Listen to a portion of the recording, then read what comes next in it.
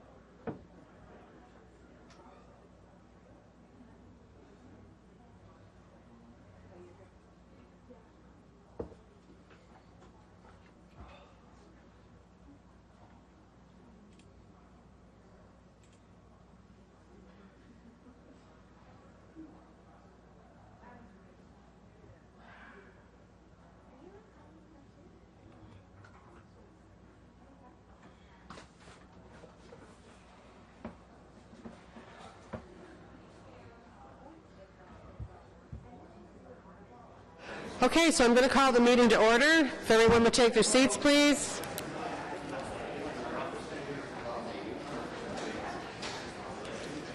Turn off my cell phone.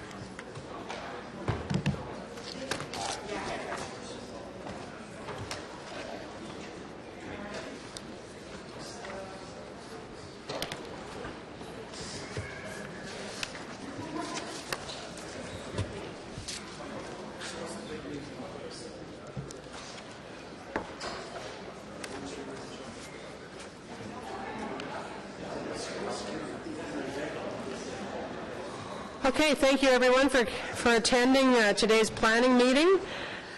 This is a public meeting to consider the proposed comprehensive official plan and zoning bylaw amendments listed as items 3 to 5 in today's agenda. For the items listed above, can I just ask everybody to stop talking, please? Mr. Jeans? Hello. I know, congratulations on being the new Chair of Heritage Ottawa, but if you could just have your attention for a few minutes. For the items listed above, only those who make oral submissions today or written submissions before the amendments are adopted may appeal the matter to the Ontario Municipal Board.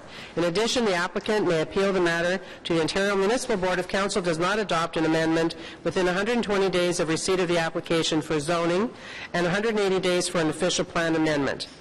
A comment sheet is available at the door for anyone wishing to submit written comments on these amendments. So as usual, we're going to go through the consent agenda. So any declarations of interest?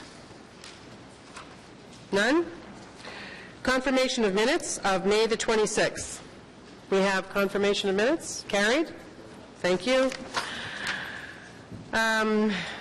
Okay, first item is a referral from the Agriculture and Rural Affairs Committee. It's the amendment or modification to development charge bylaw of the Village of Richmond. We do have a speaker in opposition, but Councillor Vice Chair Tierney is moving a deferral on this item until the June 23rd planning meeting.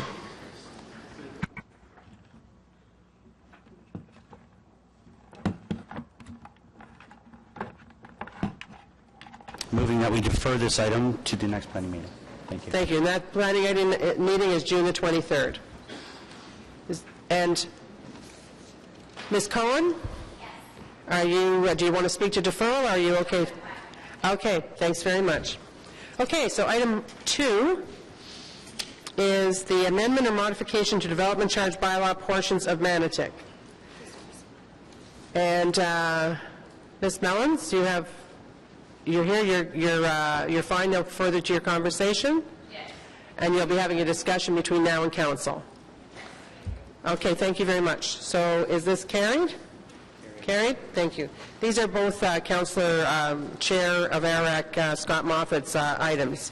Number 3 is the zoning bylaw amendment for 1401 Henri Lauzon Street, Rue Henri Lauzon.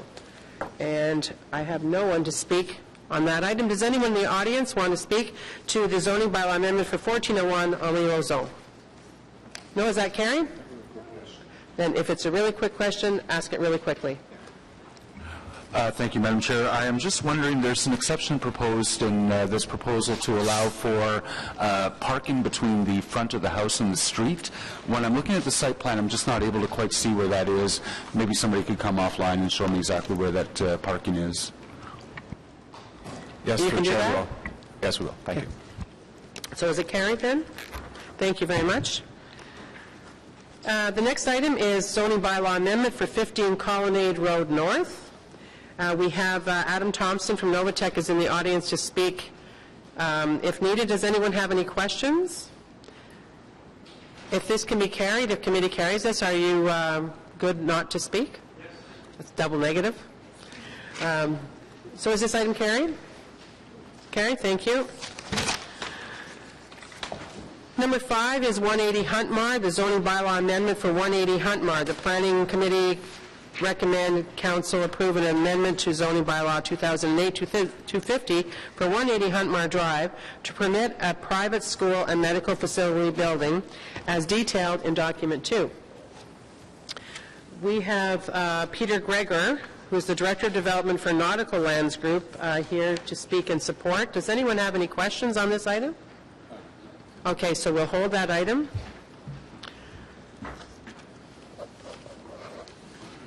Number 6 is the semi-annual performance report to Council Q4 and Q1 2015. We have no registered speakers. Can that one be carried? Carried? Thank you. The next one is proposed 2015 to 2018 term of council priorities. And we have 2 speakers on that one, so we'll hold that one. Number 8 is Habitat for Humanity deferral of development charges for 979 Eve Street, 1277 Cousineau Street, and 1279 Cousineau Street in Orleans Ward and Rideau Rockcliffe Ward. Does anyone want to hold this? I don't have any speakers registered. Okay, so we'll hold that. And I'm sure you don't want to hold my American Planning Association Sustainable Seattle Conference update. Received? You need... You're just lucky I didn't have more time, or I wanted to wait till the next planning, because I had like 5 more sessions than I was going to write. And then I thought, geez, I should have picked the one on Stockholm, because that was really interesting. But at some point I just said, I can't do this anymore. More pictures. Anyway, thank you. So that's received.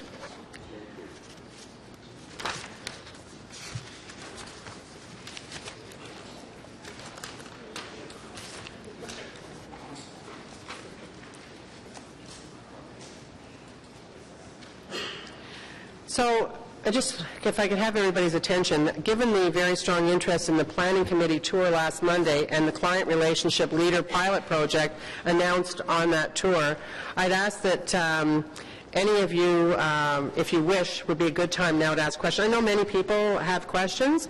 I also want to offer you the opportunity, or remind you, that a couple of weeks ago we booked next Monday the 15th as our workshop for our work plan. And as you know, well, some of you know, normally we would have approved a work plan a long time ago, but because it was an election year, we're later on that file. So the work plan after we have our workshop will be on the July the 8th. I think it's July the 8th is the planning date. And but if you, and I know Councillor Eglai is waiting with bated breath to ask some questions. So does everybody agree that you'd like to do that? Okay, so, yeah, everybody? Sure? Okay. Thank you, Chair. I guess the question really boils down to one. I've received a lot of feedback from my various community associations, individual residents, and I guess it boils down is what I'm hearing from the community is that they're concerned about the balance of this. In other words, they want to know why this new role, and I understand the justification for it, and I've read through the memos. They want to know why this new role is not also available or accessible by community residents, or what's to assist a community individual, whether it's an adjoining property owner, a community association, what have you, to if they're having issues with getting information or dealing with the planning application from their perspective. So they want to know what's the balance. Okay, and I can tell you that at the workshop on Monday, you're going to see a lot of initiatives that are specific to communities, and not just community associations, because let's be very clear on that. I'll tell you that while we have really, really active communities that are very involved in planning processes out in the suburbs for the most part, they care about having streetlights turned on, getting streets turned over to the city so they can be plowed. Whether the park is finished yet, they hold garage sales and they try to meet each other, and they get involved in Canada Day and stuff like that. So this is about a way, the recommendations that are part of the work plan are inclusive. They're not just for community associations, they're for all the residents in the city, and there's some really good ones that we'll be discussing. And I understand that, and that's why I tried to be clear at the beginning that I'm not only hearing from associations, I'm hearing from individual residents that have specific concerns about their access to the planning process as well. Okay, so before I go anywhere else, I see that Councillor Nussbaum wants to ask questions. Anybody else? Leaper? Okay, so far? Okay, so I want to emphasize the importance, though, of the client relationship leadership memo that went to councillors, okay, so that you have that information. But this is a positive move to improve the efficiencies within the department. It's purely operational. This is one point of contact for the developers that pushes down decision-making and problem-solving to staff, where it should be for operational issues. And I can tell you, just as an example, yesterday when I was on my way back through airports, I had 4 different developers that contacted me, which caused me, it's like a chain reaction, to contact Ms. Snedden. And at one point, I think it was when I was waiting in Toronto, she said to me, "You realize what's happening here. Without that point of contact, this is what's happening." So, and you know it yourself. You may get calls, you may not get calls from the developer, but I can tell you that right now, the people that are at the senior management that make the decisions on how best to operate, they do, and so do I, and so does Vice Chair Tierney. And quite frankly, it's a waste of time when it happens that way. So this is something they've decided to do as a 6-month, I think it's a 6-month pilot project. And we're not adding any new staff, and we're not adding to the budget. This is a change that will allow both of you, okay, both the department to be more efficient, and it will mean cost savings. So, on your specific question, repeated just in the... I think I have the answer. I think what you seem to be saying is the short answer to community residents and community associations is stay tuned. There will be more information coming out next week on initiatives. Is that accurate? It'll be coming to the workshop, and then I will count on all members of council to have interested communities and community associations. Hopefully you have time to draft a letter, a blog, but a letter in your local papers to tell people about some of those initiatives that they'll be most interested in. June the 8th would be a public, it's on the agenda as an item, and then it will go to council, I think, the next day. So these are new initiatives over and above what was in Mike Mizzi's over and above memo. All that we've done already. And how did that come to happen? I'll tell you that too. I was looking, in fact, yesterday, I said to my staff, can you pull my inaugural speech, the one that I did back in December? And so I was reading it again at the airport, and the things I said in it, we're not going off track. We're very much on track with everything that I said, with the direction we wanted to go. And I can tell you that what we have done, starting with the meeting that we had with several of the FCA people back in January, is we've listened. We've listened on the tour. We've listened when Sheila Perry was at an event where she was speaking on behalf, we had a panel discussion. We've listened through the infill project, which before used to be quite exclusive. You'd have, you'd have the developers over here, the city somewhere here, the communities over there, and nobody getting together. And that's an initiative also that Ms. Sneddon undertook and said, wait a minute, you guys, you're all doing your own thing here, you're all doing your own thing here. So on the local commercial and on the infill too, they absolutely brought them all together at the same time, and we found that very effective. That's another thing that we learned from. I'm excited about your action on Monday if you choose to come. It is the planning committee that's been in members that have been invited, but I think that you'll see. And it's amazing that some of the most important things don't cost you money either. Yeah. Councillor Nussbaum, and then Councillor Hubley, and then Councillor...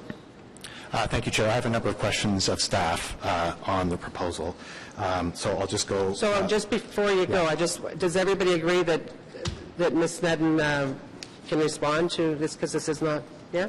Okay.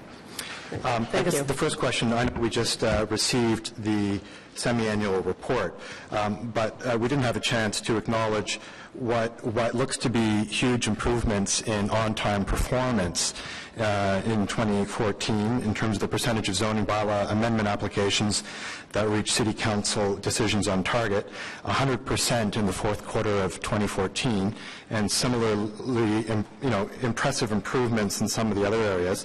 So I guess my first question is, what problem are you trying to solve with this program? Madam Chair, through you. Yes, those are excellent performance ratings, and certainly role as a senior manager, we're always looking at continuous improvement. So this pilot project is another continuous improvement recommendation for a change in business process. The challenge, to answer your question, Councillor, on what the problem is through some of certainly my observations that we have in any large organization, there's going to be a need to escalate issues. There are always complications, there's extenuating circumstances, there are situations where we're not having the standard business practice. So there are opportunities where we need, as a group, to be able to mitigate and manage those situations. And we need to ensure consistency and ensure that our applicants are following due process. So what was happening is that these things were being addressed on an ad hoc basis. What this program does is it formalizes with providing a one point of contact. We're then able to address issues of consistency. In terms of that point of contact, can you just explain to us how it works? You have hundreds of applicants each year. So as part of the pilot program, how does it work? If any applicant who's interested in being a part of this program signals their interest, and then you would assign whatever you're calling them, relationship leaders, to anyone who asks for that, or is there a screening process? Are you trying to target a particular type of applicant, a small one that, say, maybe doesn't have the professional experience and expertise to navigate planning issues? Or can you just maybe explain a little bit about that? Yes, Madam Chair. The pilot, the 6-month pilot, will be looking at 20 of our major development firms. That's both on the residential and commercial side. Those are those development firms that have multiple applications. So we're dealing with those that may have 5, 6, 7, 8 applications going on at the same time. So the pilot itself is to address stronger communications internally, stronger communications on those portfolio and the management of the portfolio of applications, and stronger communications internally with staff. It says in the memo that this is a volunteer program. Can you explain what current responsibilities that staff are executing, which they are no longer going to be able to execute? Because although it's called a volunteer program, I assume the expectation is these people are working during normal working hours. They're not working evenings and weekends to fulfill this role. So can you just explain to me, are these people who didn't have anything to do and now you're providing them something to do, or they have to drop other files in order to do it? Madam Chair, great question. The request for volunteers was to go out to staff that had an interest in wanting to become leaders in the organization, wanted to develop their skills in problem solving and develop their skills in stronger communications and relationship addressing issues. And with that request, we're going to be training staff as part of their development program to become leaders in the organization, to be able to make effective decisions. So in terms of whether or not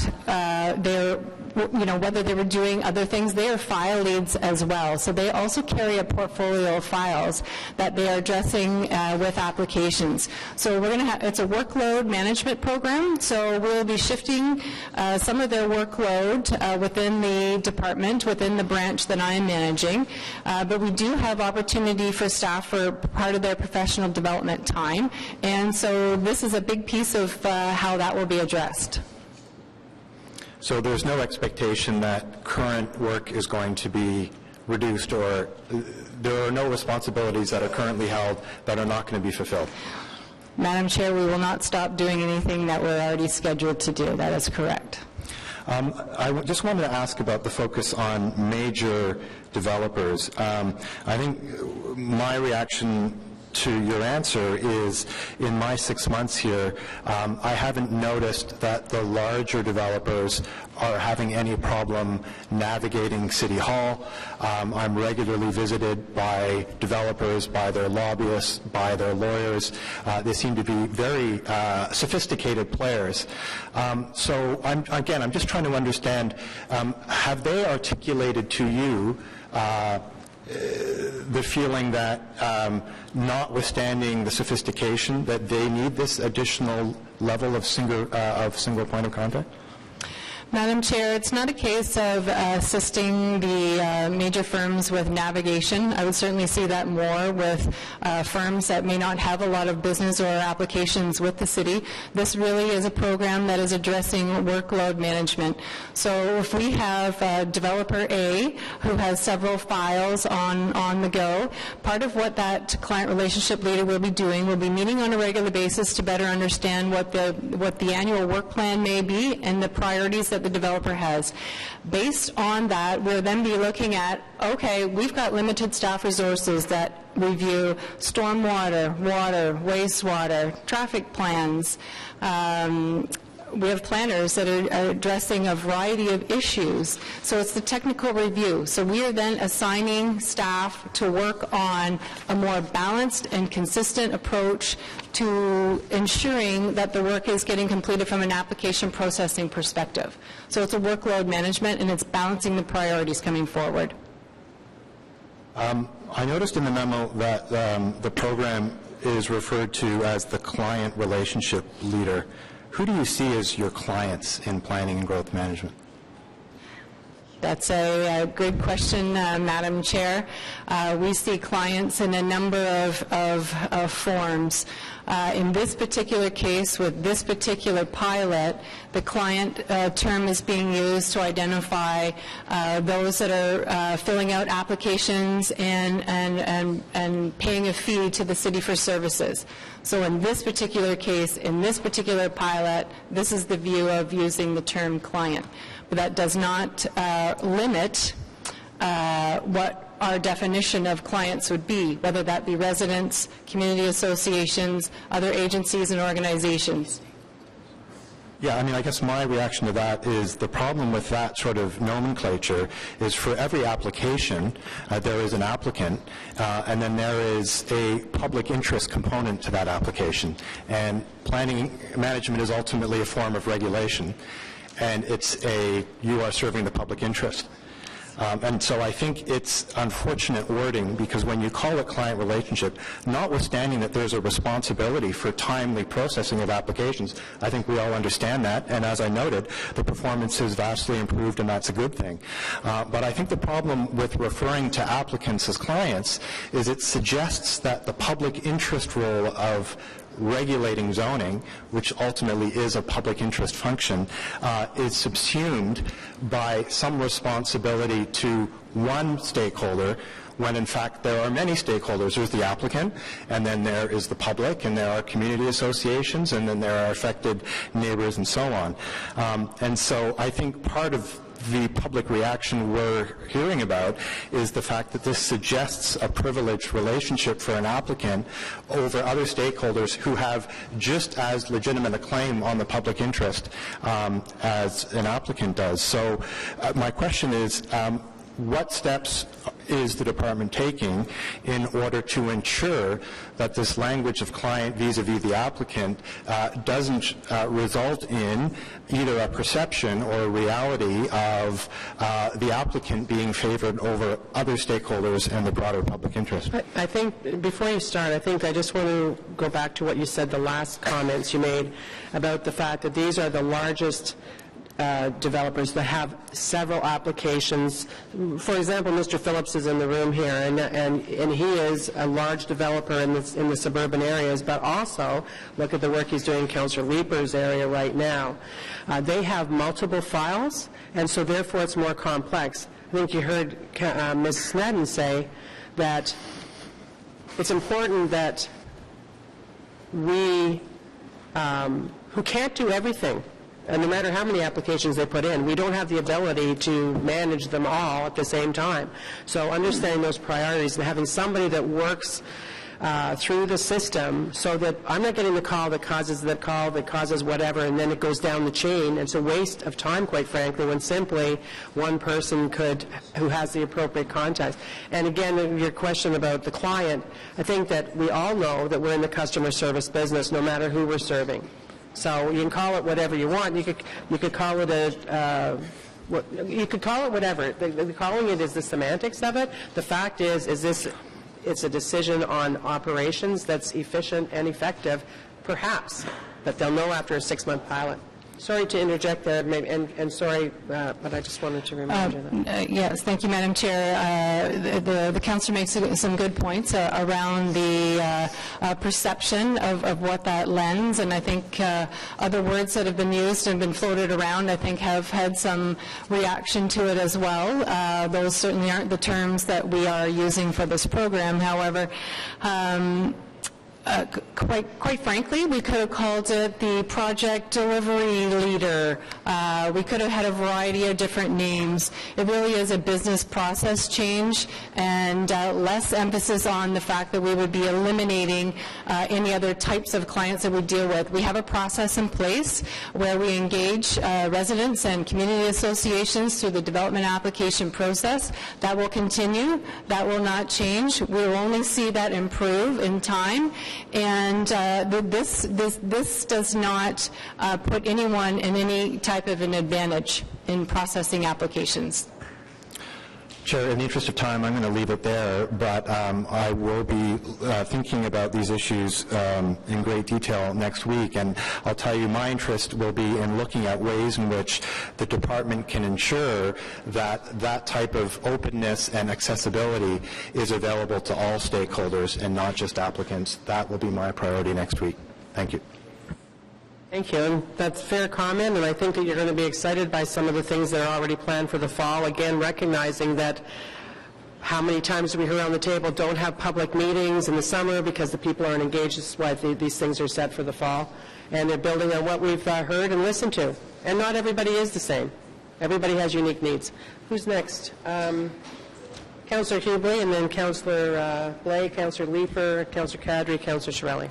Thank you, Madam Chair. I want to actually applaud the Chair for her efforts here and Ms. Snedden, because I happen to represent a ward that has a lot of files, and I see firsthand what you're trying to solve here. I don't see it as an exclusive offer only to developers. I think we as councillors represent our residents in most cases very well. With no disrespect to my colleague, as he said, he's drawing these conclusions based on a couple of months worth of experience here. Hopefully, as Councillor Blais and Tierney and I have learned over the last few years, there is a different world out there, and there's a lot of problems with some of these files. My own experience has been efforts to try to bring jobs into our community and try to build better neighborhoods are often dragged out because of the process that is involved, and as Councillor Blais just mentioned a moment ago, the red tape. This effort, I hope, will reduce that. I hope that we will become more attractive to people that want to bring jobs and services into our communities. And so I applaud your efforts, and I fully support it. And I'm sure the chair has some ideas that we'll soon learn about that are going to help residents too. But in the meantime, it's our job, and I think we all have to remember that we are the elected representatives of the community, and so we are their, whatever you want to call it, client service rep or whatever, in not only the planning process, but every other process here at City Hall. So thank you for your efforts. Thank you, Councillor Huber. Councillor Blaine? Thank you very much, Madam Chair. I think it's important to note, too, that the comments so far today and even much of the analysis of this project in the media have seemed to been very focused on infill development and inner core development. Even the stat that Councillor Nussbaum used on zoning, while an important stat, is only one small part of the development process. And I think it's important that all members of the committee understand that developing greenfields in the suburbs, whether it's for housing or for commercial development, is a far different process than an infill condo from all aspects. Zoning happens, and then there's 7,000 things that happen after that need to be coordinated before houses can start to be built, whether it's infrastructure, whether it's utilities, whether it's dealing with conservation authorities, figuring out traffic patterns. There are innumerable ways in which having a point person to manage that is beneficial. Not just beneficial for the applicant, too.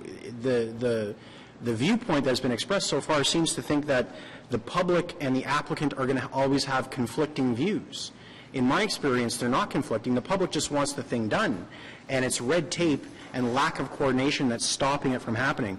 Whether it's that new mall that needs to go so the grocery store in the suburbs can open so people don't have to drive 20 minutes to buy groceries or go to the gym or whatever services are coming. It's really important that those things be coordinated. So I guess my question to Ms. Sneddon would be, will this person have power to make decisions? Because if they don't, I think it's useless. Madam Chair, that is a good question. And how we're arranging this program, we're going to have the 2020 client relationship leaders, and they will be working on reviewing issues for consistency. They'll also be having open access to the management staff on a regular basis. So if they have issues that need to be escalated, that require management support and decision on that, they will have direct access to the managers to be able to help make that decision. They'll be delivering that response, but it will be effective in the way that it will have management support. So can I expect that the volume of emails I send Mr. Mosier on a daily basis will go down or go up? My expectation, Madam Chair, is that the emails would go to the client relationship leader and they wouldn't have to go to Mr. Moser. Okay. They could be bypassed. I would expect that if after the client relationship leader, if they were not able to resolve and that you had an opportunity to speak with myself, then obviously I would hope that, escalation would go from that perspective. But it's the expectation that we're eliminating that.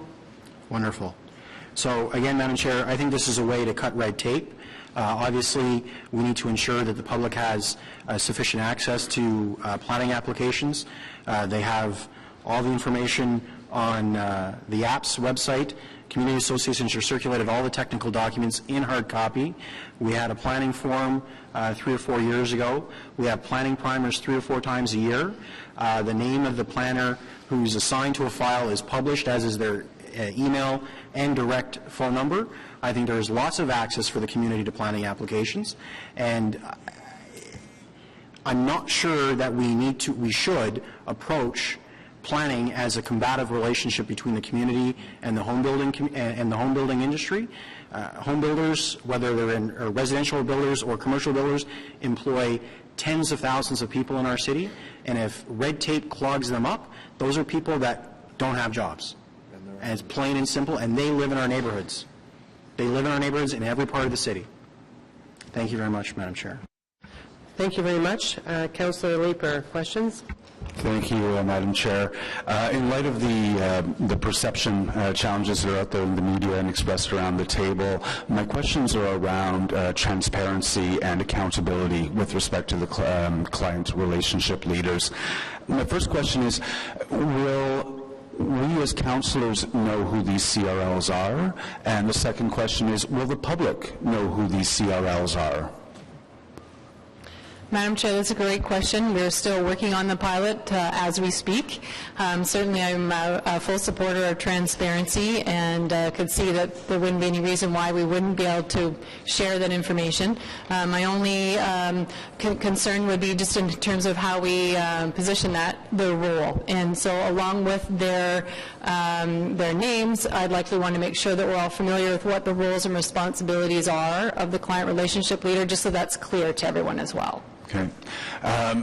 One of the other pieces I'm interested in is tracking. It's interesting to me when developers or residents approach my office with questions. They're trying to find help navigating. Sometimes it points to something in the operation of the planning department that could be improved. There are bottlenecks in the system. And it's good for me as a councillor to know what those are, whether I'm hearing it from developers or whether I'm hearing it from residents. Will we get reporting from the CRLs with respect to what are the developers asking them to help with, and some sort of a mechanism for tracking that would be made publicly available? Through you, Madam Chair, that's a really great question, because that is something that I myself want to track as well. So we have set up the structure with the 20 client relationship leaders. They'll be getting together on a regular basis as what I'm calling a community of practice. So they will be sharing with each other so that we're consistent across rural, suburban, and urban files. And we will be tracking, we'll be setting up a system of tracking what those, potentially what the inconsistencies are, what the patterns are, what potential changes we may need to make as a result. So I will definitely be receiving that information myself and be on top of that, and certainly can share that with councillors if that is a request for regular updates. Yeah, it'd be interesting to see not just what the challenges are, but just day to day the operation or the interface between the developer and CRLs. What are developers seeking help with, and then what actions are our CRLs taking in order to deal with that, just in the interest of transparency. I guess my final question is this a lobbying activity? Would we see through lobbying registrations that a developer has approached a CRL with help with an issue? Through you, Madam Chair, no, they would not show up on the lobbyist registry. That would only show up with the manager levels if meetings were held with managers. This is a staff level. So what this does is it really puts what I call putting the power to the edge of the organization. So putting the decision-making process on day-to-day operational issues to the staff level that can be empowered to be able to respond to those day-to-day issues. You would only see things in the lobbyist registry if there are major issues that have been brought to senior management's attention and meetings were held as a result. If a CRL brings a major issue to a manager's attention? No, that is only when it's external coming in. Okay, so is there the potential to bypass some of our lobbying requirements by going to a CRL and saying, I'm having an issue with X, Y, or Z, could you talk to your manager about it for me? That's, Madam Chair, through you, that's not the intention of the program. I see this as regular updates and communications with the client relationship leader as it relates to sort of day-to-day operational issues. And a lot of times it's a communications challenge that we're really fixing with these kinds of meetings. I just want to point out to everyone as well that we still have file leads responsible for each one of the applications that come in. And those really are our main project managers for processing applications. And the client relationship leader is really just an oversight function for sort of general issues and concerns that come up. So to make a short answer, no, I don't believe that's part of the process, because I do believe we'll still see those issues that are broader nature that will want to have face time with applicants when they're on major issues with senior managers. Okay. Thank you, Madam Chair. So just for clarification of what you just said then, the planners are the file leaders. that are on Dev Apps that people can find. These new pilot client folks are going to be a helpmate to the planner. And do any of your planners just have one file? Madam Chair, no. And how many, and what would, I mean, I know it depends on size and that sort of thing, but I know in the experience of those of us in the southwest end, Lily has a ton of them from Barhaven, I don't know about Riverside South, right through to Stittsville. They're large and they're complex. So is this a helpmate for them when there's when coordination needs to happen? Madam Chair, absolutely. Our staff are carrying multiple files, and they are dealing with multiple applicants and multiple parts of the city. So this client relationship leader it's a two-way communication. So it's ensuring that we're communicating through the file leads to the client relationship leader on issues that they may be having with a particular file or issue, that this person can then play a bit of an interface and help support them in achieving what they need to achieve for following due process with their file. Absolutely. Yeah, because it is very complex. And when we get into the strategic initiatives, you're going to find that there is a recommendation to review the standards. And where we're really way down is in stormwater and roads and all of those very complex things, as Councillor Hubley was saying and Councillor Blais, when you're first starting with the greenfields, it's unbelievable. And capturing and connecting those dots is a very large job. So having that point of contact that isn't myself or yours, well, wouldn't be you, but Councillor Hubley or et cetera, which gets us engaged, Councillor Cadre gets us all engaged, and we are then, chasing down who really to talk to. This is a person that will know that. It's going to save a lot of time. And also, from my perspective, and it's one of the things I talked about in my inaugural speech, talking about the urban boundary and how that was so important to me, getting the developments done in the time, and especially in the Greenfields area, in the time that they need to protect our urban boundary as well. Who am I going to? Councillor Cadre and then Councillor Shirelli. Thank you very much, Madam Chair. And just a couple of questions regarding the process. I think somewhere along the line it was mentioned that these, staff members or helpful staff members, will they be making any decisions on a file? Or are they just basically helping to guide the process? And if that's the case, then my question would be, why would these large corporations need that guidance in terms of trying to take the process forward? Madam Chair, the file leads, the staff, the planners are responsible for their files. And as I mentioned earlier, sometimes there are issues that we do see escalations. So there may be complications with the file, could be a miscommunication, there could be additional decisions that need to be made because, as Councillor Blais pointed out, and as you know as well, Councillor Cadre, when you're building in greenfield areas, it's a complex process. So sometimes you do need a silver second thought or additional supports to get the job done. So to answer your question, they will be having full management support. So if something needs to be escalated to the managers, there will be discussion with the managers, and then a decision would be made. And then the client relationship leader would be responsible for that communication loop and links back to the file lead and to the applicants. Thank you for that, Ms. Snowden. But on my side of the equation, I think the public also require that help. How does the public get that help that they require? Because I've often heard in my community where the application was never delivered to us, or it was too late, or whatever the case is, yet we're not offering that same service to the average public. The only thing the public really has is to read the report, call the planner and get one or two questions answered, or go to their counselor. And then there's a restriction on that also in terms of what was mentioned earlier about the lobby registry. To me, I think we're creating an unfair system for the public in terms of they don't have that avenue where a developer or the large corporations would have that. Any response to that? Councillor, through the chair, The planning file lead is listed on DevApps, so the community has full access to the planner on staff that is reviewing the file and working on that particular file. So there is that point of contact.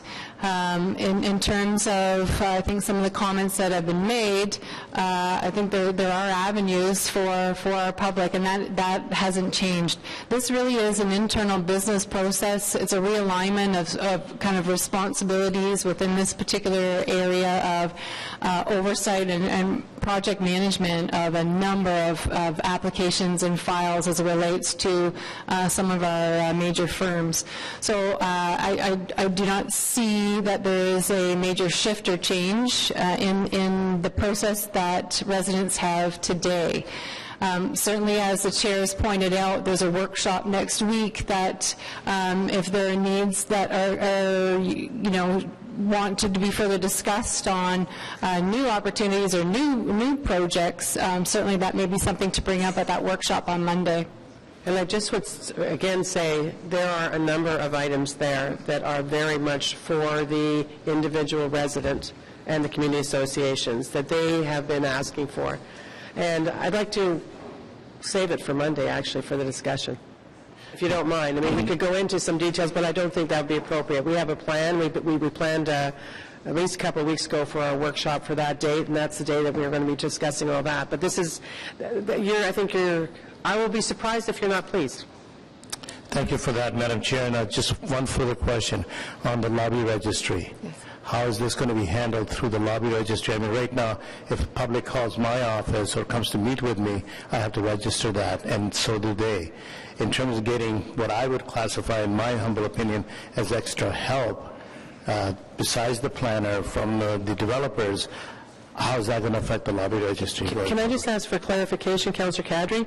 Did you say when the public comes to your office, you register them as lobbies? No, public, when they come to lobby on a file, don't they have to register in the lobby registry? No. Well, if they're an applicant or other process in terms of that. We'll go over to Mr. Mark for his... So, Madam Chair, with respect to the public, making representations with respect to planning matters before the department, it's my understanding that they do not have to register. With respect to the client relationship leads, I'm going to be discussing that with the city solicitor and will endeavor to ensure the committee has a response before Monday. All right, thank you. And just one other thing that's come up before we go to Councillor Chiarelli. You're calling this a 6-month pilot project, so can we anticipate that sometime, well, obviously we don't have the sensitivities of the summers with the community associations being on holiday, so the 6 months would start, or if you started as soon as you figure out exactly what it is. So in the new year, you'd be coming forward, you could come back to this committee with a report on how it's going and what difference it's made from a time management perspective for staff. Absolutely, Madam Chair. We will take that direction. Thank you very much. Councillor Chiarelli. Thank you, Madam Chair. First of all, I wanted to say on holding public consultations, the time you have the least people there is during the Stanley Cup playoffs. We hold public consultations in the summer and get lots of people. We just don't get them on a Sens game night.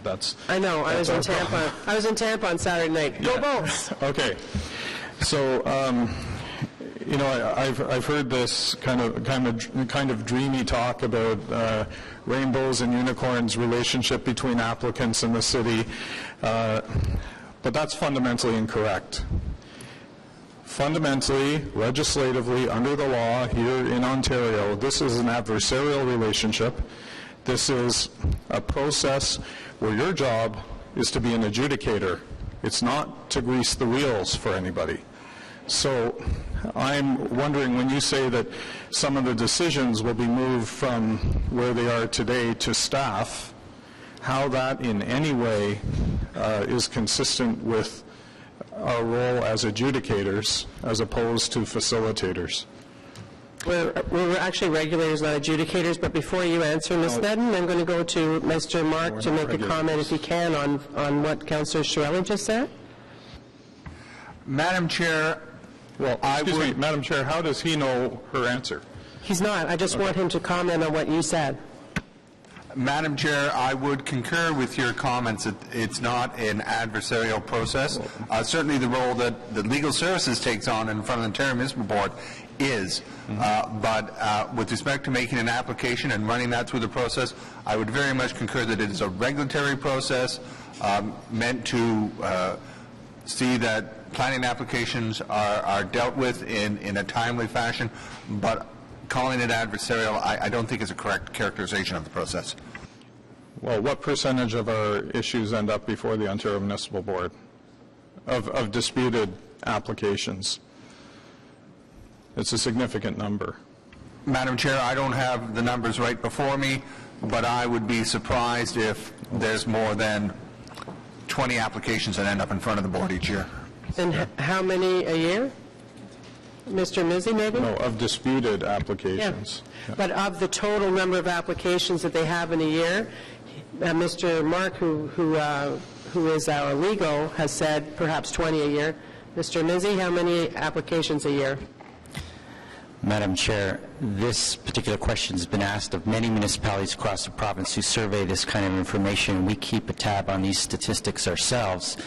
Our department receives approximately 500 applications a year, and as Mr. Marks states, I would think it's a lot if we hit 20 that go to the board. Generally, the ratio is 5% or less of the applications end up in any kind of OMB type situation, and many of those are settled and actually don't reach a point where the board renders a decision. All right, so they're settled, and that's without a client relationship officer, that they're settled. Out of 500, that's not several. Well, no, no. And actually, I think honestly, no, but Madam Chair, you topic twisted entirely what here. I was saying. I said What do you want to ask about the asked client among relationship disputed leader? applications. What do you want to ask about the client relationship leader? Because what you're talking about now is quite generic. I already did ask it, but it wasn't answered. You referred Because I the don't question think that to you the... like the answer. No, I asked the question. Ms. Snedden, please have a stab at it. Madam Chair, I would like to respond to that.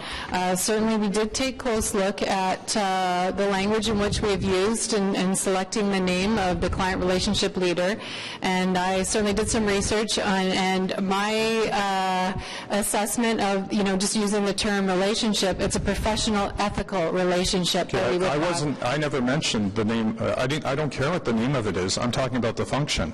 You said there would be a shift in decision-making to this person.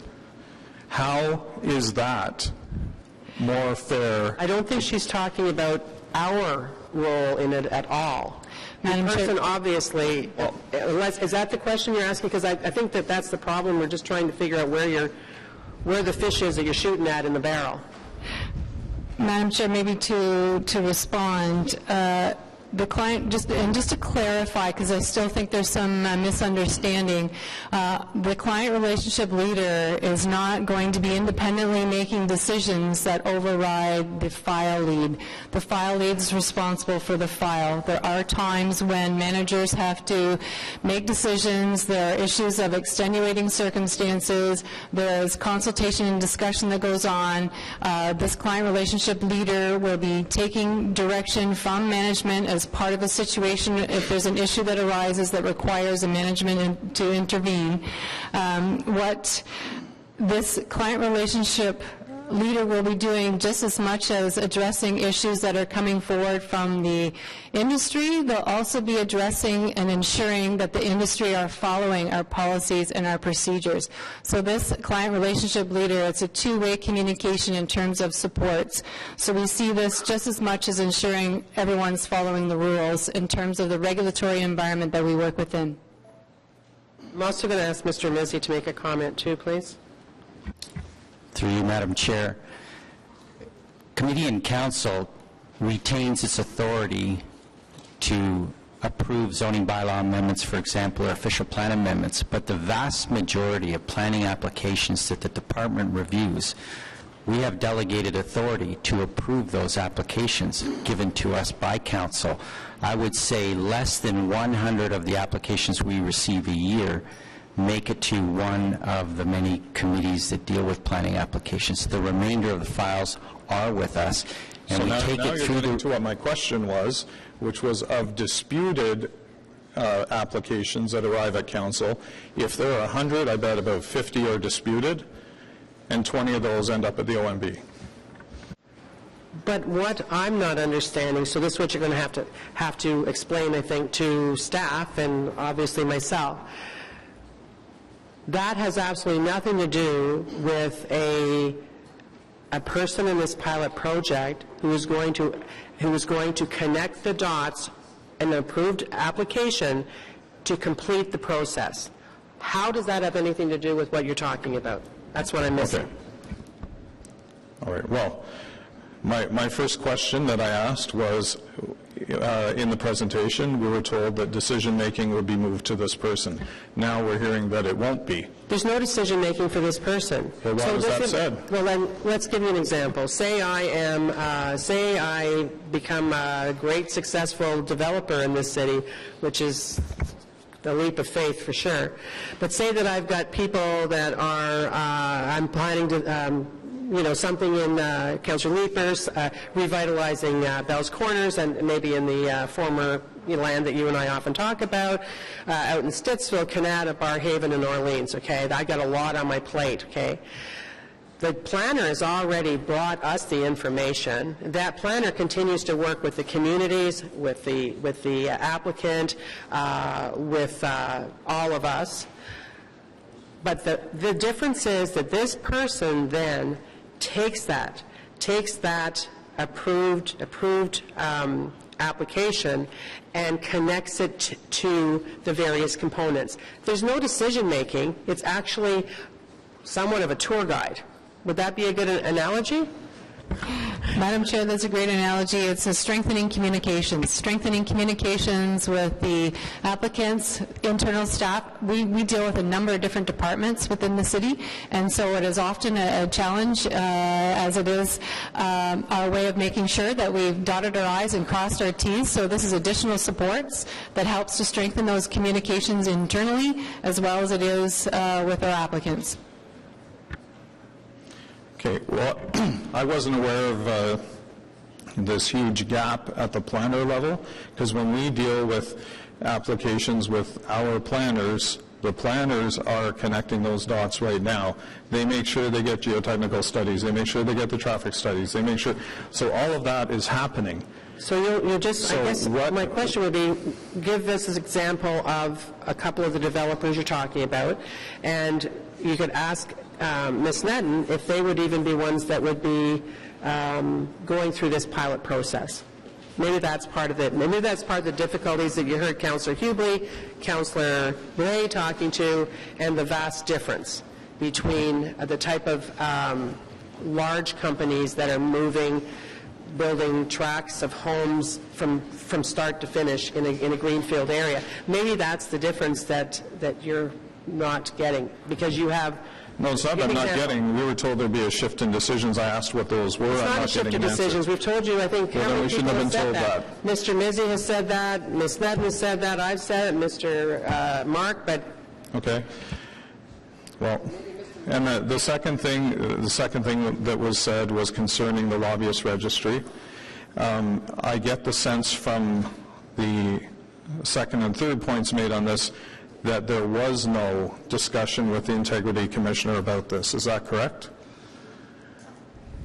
Madam Chair, I did not raise this with the Integrity Commissioner, as staff are not considered management and therefore not part of the lobby registry under the current process for the lobby registry. Okay, but that's my point. You're creating a new level and making sure it's on this side of the fence so it's not subject to the Integrity No, it's a Commission. junior position, and Mr. Mark already spoke to this, Councillor. No, Mr. Mark said he hadn't Mr. completed Mark his... said what he would do. Yes. He did say that. Yeah, so my we'll question follow up was, on that. in the process leading to today, was there a discussion with the Integrity Commissioner? I just got the answer, no, there wasn't. So? Okay, thanks. I guess we'll have to run that by the Integrity Commissioner for all of the new initiatives that we may do too. And that'll be just Well, no, thank you for that if you're guidance. creating a new office that We're not by creating a new definition- office. Or a We're new not position creating a that new by office. definition will not be subject to the Integrity Commissioner, I think, yes, you run it by the Integrity Commissioner. Especially on the day the Senate audit comes out, we should not be perceived as moving away from transparency on these issues. Okay. Yes, please. Mr. Mark, under the current rules, regular business is not registered through a planning application. Is that correct? That is my understanding, Madam Chair. So only those conversations that the developer, or the applicant, excuse me, is requesting for some kind of change of process, practice, or regulation, only those are the ones that are registered. That is generally true also. The caveat I put in there is when you start talking to a manager and above, it's very likely that if you've initiated from the outside, you've initiated the contact, that's going to be registrable. I would just like to take the time. At the end of the day, it's up to the person who's making the representations to decide whether or not they have to register. That's a fair point. But the committee and council are going to want to know what the staff understanding is, and I'd like to take some time to speak to Mr. O'Connor in order that a good response comes to members of committee on Monday. That's perfectly fair, but if they're not asking for a change in regulation or practice, if they're asking for just some coordination so that the left hand is talking to the right hand, that wouldn't need to be registered now, right? I expect that to be the case, Madam Chair, but wish to take the time to review. Okay, so I agree, let's take the time to review. I don't see how this in any way, shape, or form impacts the lobbying activity. The registration process requirements are quite clear. I think that process is working very well. But, you know, we'll definitely wait to see what Mr. O'Connor has to say. Thank you. Councillor Shirley, do you have anything else? No, that's good, thanks. Thank you. Does anyone else have any questions prior to our going back to the regular held items? Okay. Well, thank you very much for the great dialogue, committee members and those that are in attendance. Appreciate it. Look forward to our meeting on, well, not a meeting, it's a workshop on Monday. And the location may change, so just so you have a heads up. Kind of like boxed into a very small room right now. Okay, so going back to the held items, the first item is item number 5, and I think Councillor Leeper, did you hold this one on Huntmar? Yeah, I just have a couple of quick questions. I don't need a presentation. I wasn't going to have one, unless you really wanted one. So who's the staff? Fel, is this you coming forward? Okay, thank you. So this is the, okay, and we do have the applicant in the audience as well, if you have questions of them. Okay. Welcome. Good morning, Madam Chair. Ms. Wood is here to answer the questions. She's Pardon the me? planner. Ms. Wood is the planner on this file, and Mary she Ellen? will answer the question. Okay, so thank you, Ms. Sweet Lindsay, and over to you, Councillor Leeper. Thank you. I actually just have a couple of brief questions about the trees that I saw in the photos of the site. The proposal right now is to, I have to assume by eyeballing it, remove some of those significant trees that are at the front. Can you talk to me about any efforts that were made to save those, if any?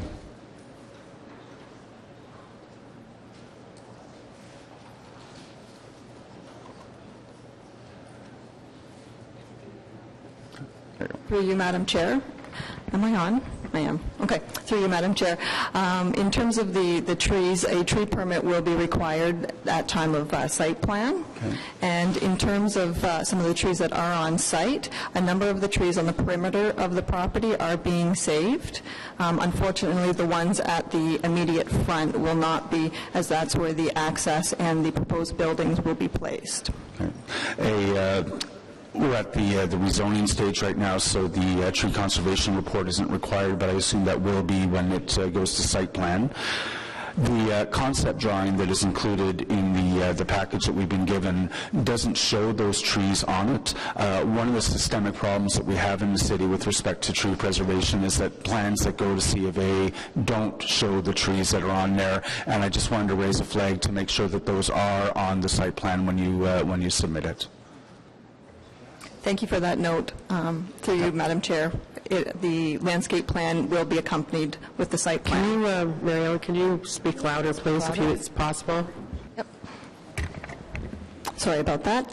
Yes, thank you for noting that. The landscape plan will be accompanied with the site plan application, as well as the tree conservation report, which identifies which trees will be saved and how they will be saved in terms of protective measures. Okay. Thank you. That's all I had. Thank you very much. All right, so we have Peter Gregor, Director of Development, Nautical Landscape. Did you want to come forward? Peter, thank you. You have a question of staff? Go ahead, Councillor Cadry. Sorry, I didn't see you. Thank you very much, Madam Chair. And just back to staff on those trees. Some of those trees are in the city right away currently. And when the road, when the road widens, they will be affected. So I just want to make sure that through the tree preservation program, that we look at that aspect of the city right away going forward. Okay, thank you. Thank you, Madam Chair. Thank you very much. And does anyone have any questions of Mr. Gregor, or did you have any comments you wanted to make? Questions first? None? Comments? Thank you, Madam Chair. I appreciate the support that we've been receiving through planning and engineering going through this process, and from Councillor Cadry. We're pleased to be bringing this new school into Stittsville, and I just wanted to make note that we are in this, we've brought in our site plan application, so we're trying to move that forward as well, and the anticipation is to have the school open by September of 2016 for the school year. And so we're pleased that things are moving along at the proper pace to help us with that, and I just want to say thank you, and like I said, we're proud to be bringing a new school into the community. Yeah, heaven knows that you need one out there. Thank you very much. Anything else? Thank you. So is this item carried? Okay, thank you, staff. All right, so we'll go back. You're on 7 now? Really? Just hang on for a minute, please.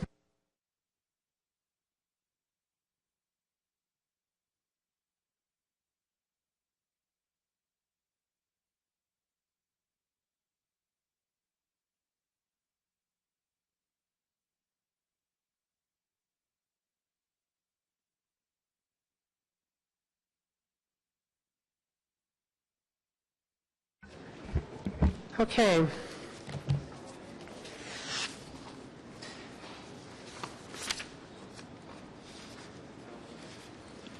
So our next item is number 5, which is number 7, which is the proposed 2015-2018 term of council priorities.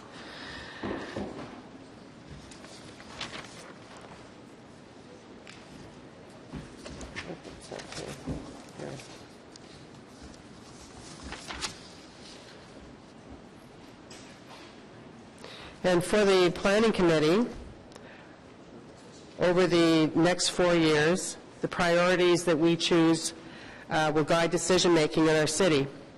And all decisions will need to support our objectives, and all initiatives need to contribute to achieving these objectives. And for the Planning Committee, you're going to hear that the objectives are integrating the transit network into the community, which is absolutely important because that hasn't been the way.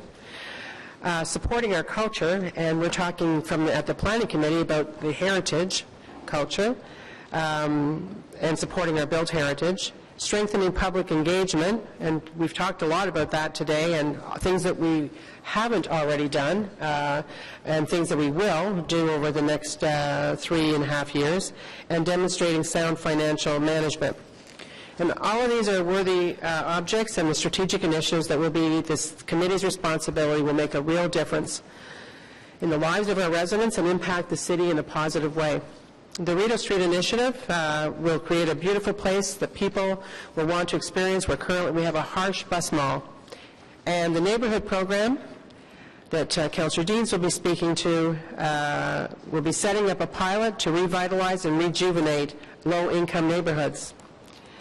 And updating our heritage reference list will make sure the history of the city doesn't appear and that it is a list that has value. And Councillor Nussbaum will be steering that.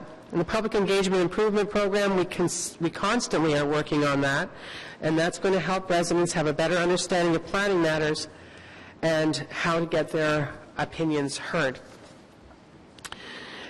And the big one, another big one, we have, I think, $250,000 a year for 3 years going forward, is the Infrastructure Standards Review. We have to review 4 of them, but 2 that go first will be the roads and the stormwater. We need to make sure that our standards are where they should be, and we need to understand how we can build a better city by having that review. So yeah, it sounds boring, but these things have impact, and they have real impact. And until we really get into it and we approve these initiatives, no one will see what those are. But in this case, it's a better Rideau Street, a pilot that will revitalize and rejuvenate a low-income community, and set an example to do so all across the city. It's about preserving our history, empowering our residents, and ensuring wise use of taxpayers' money. And I just want to say that before we get started. And I think we've got should we have a slide up there? We do. I think that we'll go to questions first. How about that? And Councillor Chiarelli, you're first on the list. Anybody else? Okay. I'll just ask a couple of questions first. I'll probably come back on other issues, but on the issues that we have listed here, the SIs particularly, are any of them part of or requirements of any of the expropriations or land settlements or land deals regarding LRT? Are we required to do any of them, or are we expected to as a result of any of those deals? Go to Mr. Moser, I think. Madam Chair. Introduce Steve Box. For anyone that doesn't know Steve, he is the right hand to the city manager. Thank you, Chair. No, Madam Chair, there's strategies in front of us. Pull your mic closer. Oh, sorry. I always do that. Okay, sorry. Yes, none of these, each year question, there are none of these initiatives that relate to anything to do with expropriation of anyone or anything. Or the land deals for land acquisition? Okay. Yes. So we're actually free to deal with them? Okay. That's my only question on that. And then on the standards review issue, the chair mentioned that our standards should be where they are. So I mean where they should be. Is staff prepared to recognize that that may mean, it may not always mean spending more money? Like I know the day before amalgamation, the cost of a traffic light in Nepean was $75,000. The day after amalgamation, it was $170,000, and nobody in Nepean noticed the upgrade in the lights. So that leads me to believe there could be some flexibility in our standards on those things. Madam Chair, yes, exactly. That's part of what we're looking at. When the council sponsors group on the development charges, we're reviewing the development charges and how much project costs. It sort of came to the fore. We really need to take a hard look at what our standards are, what things cost, and really that's going to be part and parcel of this. So we won't always be choosing the most expensive one. No, and I think it's, we look for good value, and I think you're right. It's being able to look at it because, the standards are set, and then it cascades down. If we change the standards, then also the cost should cascade down as well. Okay, good, thanks.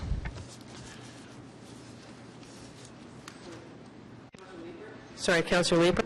Thank you. My question relates to the strategic initiative number 54, which is the improved public planning or improved public engagement in planning matters. Can you take me through how that proposed $600K in spending over the course of 4 years would actually be spent? What is it that we need to spend money on to improve our consultation? Madam Chair, I was going to ask Ms. Shank and Ms. Forgy to come up and explain this. This certainly has its beginnings from the review that Council had performed on the public engagement strategy. And consultations. Exactly, all of that, the last year of Council, and as mentioned earlier, we have a number of initiatives coming, during this year and last year. We had a number of initiatives related to that overall policy. So in terms of how we're going to use the strategic initiative, I'll turn it over to Ms. Shank or Ms. Forgy.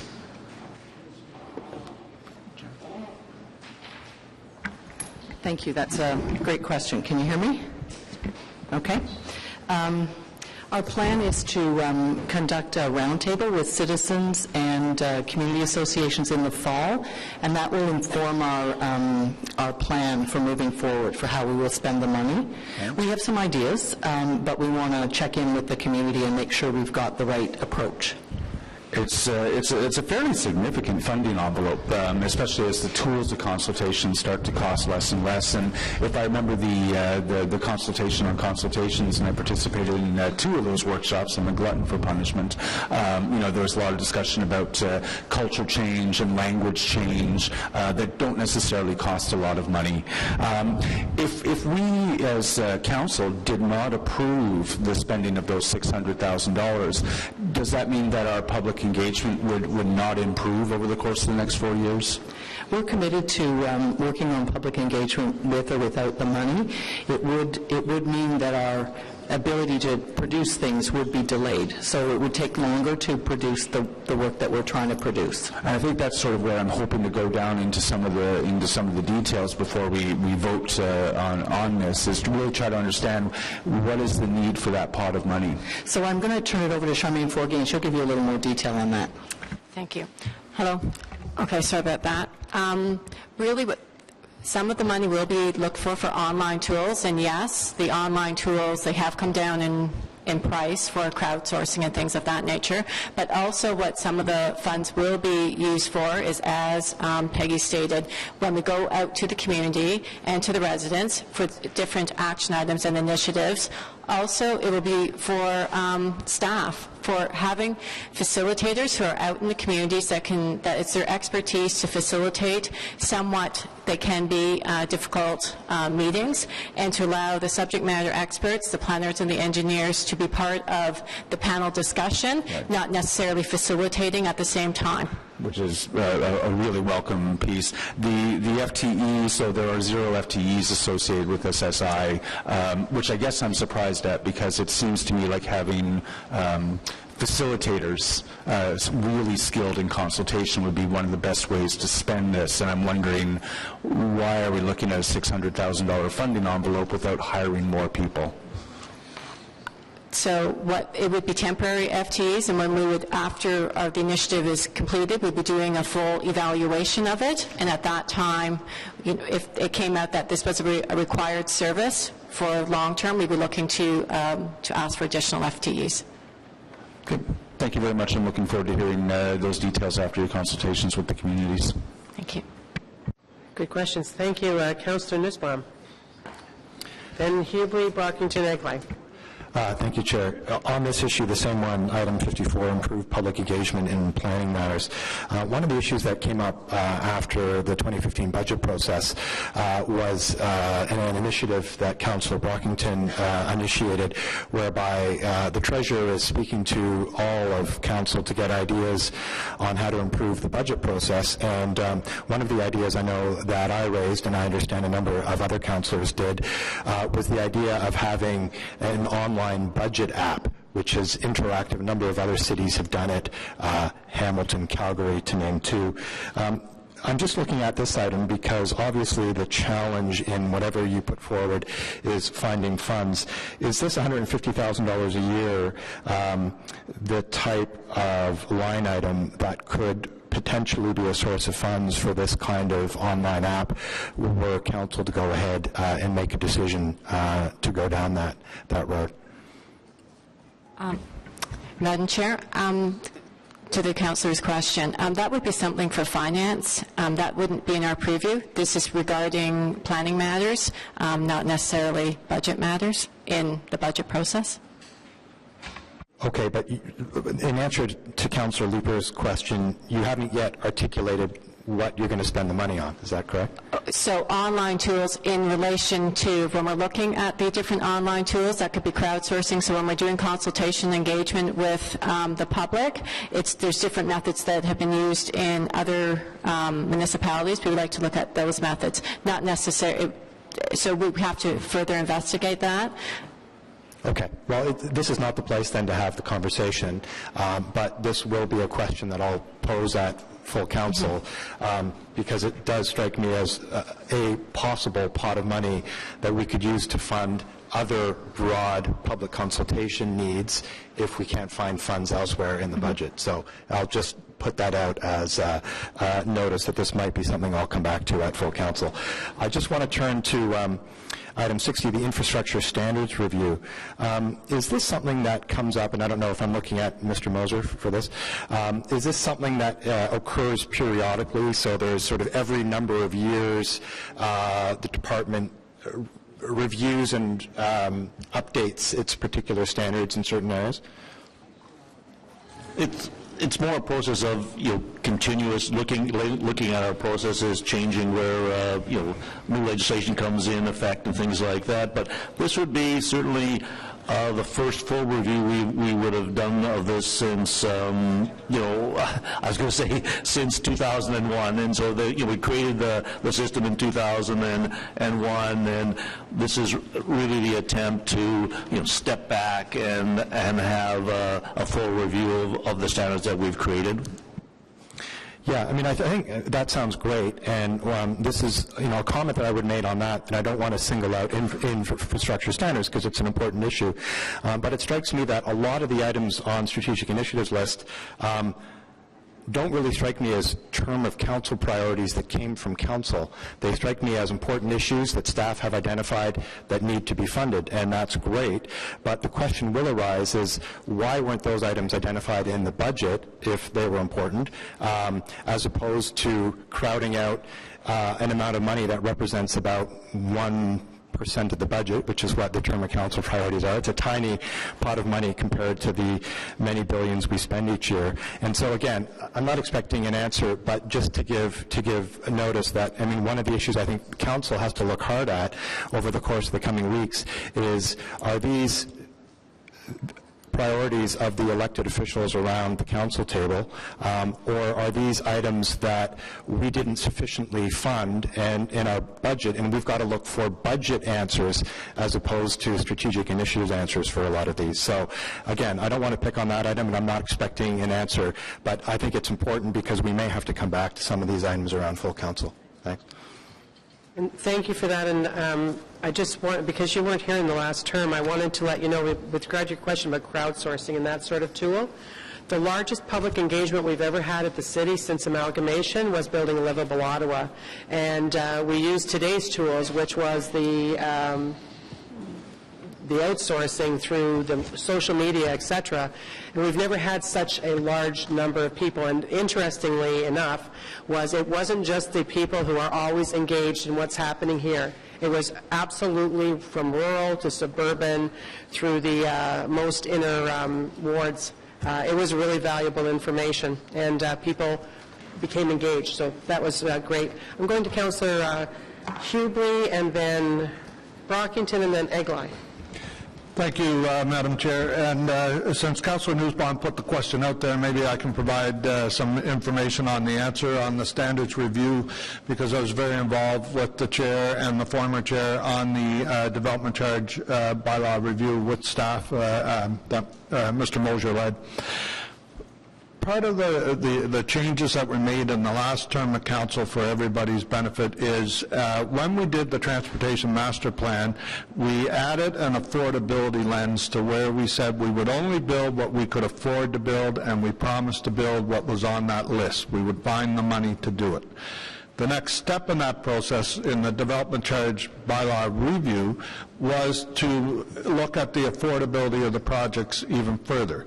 And one of the things we found as a city, we often charge or include in projects contingency funds in the range of 50% and higher, where pretty well every other municipality uses 15-20% contingencies. So we wanted to look, and part of this review would be to look at what makes up these contingencies. Why are we needing such a high contingency fund? Why can't we identify the cost in the projects better than what we are doing today? How can we get there? So it is a very important piece of the review. There's other examples I could give too, Madam Chair, if we really want to get into the discussion of standards review. But it's an important process for us going forward because it's going to help us make sure that we can find the funds to do the things that our residents are telling us are important to get done, and the projects that are included in the long-term plans that we feel will build a better city. So I fully support that. I think it's much needed, and I'm sure the chair will steer us through that review to hopefully get it done this term of council. The other item I wanted to talk to was the HC3, create new affordable housing options. Now I understand from... Are you asking questions? Because I have a couple of speakers. I was asking questions to staff about how that was in there. I just wanted to answer Councillor Nussbaum's question on the standards review, why it's there and why it's important. On the housing one, my understanding is here at Planning Committee, our role is only when we are doing the new builds. We help coordinate the federal and provincial housing funds that are offered to the city only to build new, never to maintain the existing or anything like that. Is that correct? Staff? Madam Chair, in terms of the mandate that this committee has in terms of the affordable housing tends to be from our housing branch coming forward with new builds in terms of new construction, new programs that are there for the creation of new units. Okay, so if we want to create new and affordable housing options, if we want to, as I've said in the past, I think the city should be getting out of the landlord business. We're the only landlord that you read about in the papers that are unable to maintain our properties to the standard that every other landlord in the city lives up to based on our criteria. If we want to get into options where we partner with other landlords to build more affordable housing and better affordable housing, is that something that's done through here, or should we be directing that to Ottawa Community Housing? Madam Chair, in terms of the SI that's front of committee, it's really looking at the creation of a program to be able to look at various low-income communities that perhaps are in need of redevelopment. So we're really putting together a program in this SI to do it. Certainly would involve a whole range of stakeholders, and depending on who has housing stock there, if the organization has stock there, then yes, they would be involved. But this is something that certainly wouldn't be, we would do within PGM all the planning work in terms of being able to lay out the program and be involved when the community is selected, to be able to work with all the stakeholders, all the land owners, to be able to arrive at a strategy of how it's going to be redeveloped. And then we would either leave it to existing organizations, existing landowners, or new people that wanted to come in and work to do the program itself. So to be very clear, not exclusive to city-built, city-run facilities, that we're looking at trying to create new and better neighborhoods. Exactly, that's the thrust of it, but, I would think that we probably have, as a city, housing stock in most of these areas that we're talking about. Okay. Thank you, Mr. Moser. Thank you, Madam Chair. Great, thank you. Councillor Brockington. Thank you, Mr. Chair, with respect to the first priority with respect to the Rideau Street streetscaping, I just had a question. The $4.5 million which is identified for the capital is all identified in 2015, and given that this is a multi-year project, why are there no funds allocated in future years? Mr. Chair, and as I understand it, this is a capital amount that's allocated, and for capital, it can extend further.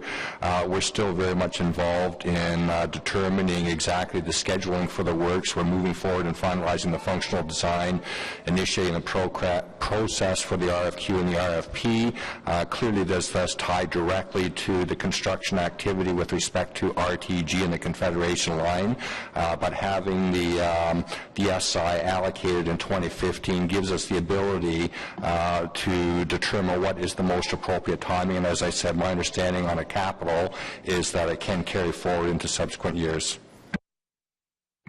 Thank you. And can I just be informed whether when we embark on these types of capital projects that benefit multiple players, including in this case the Rideau Center, which is owned by Cadillac Fairview, the Rideau Street BIA, do we have other entities that contribute to the capital costs of these types of projects?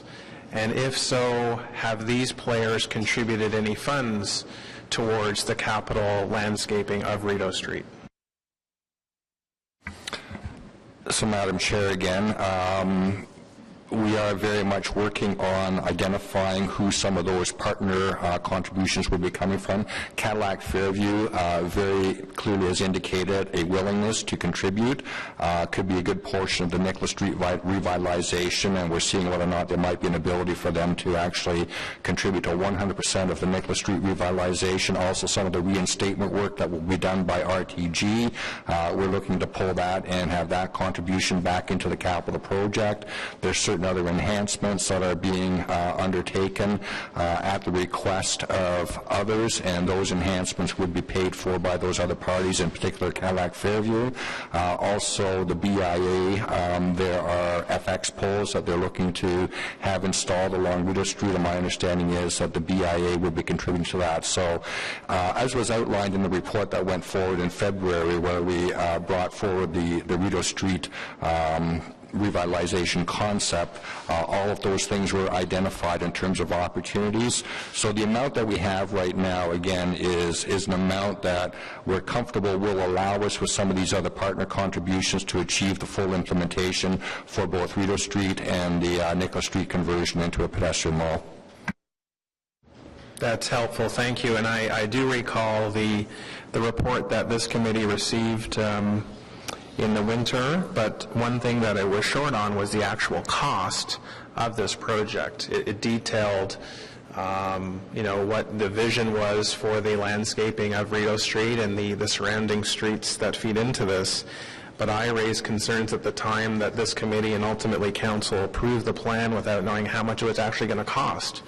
And I'm actually disappointed that it has taken until the strategic initiatives to see a cost, because that should have been part of the concept plan to begin with.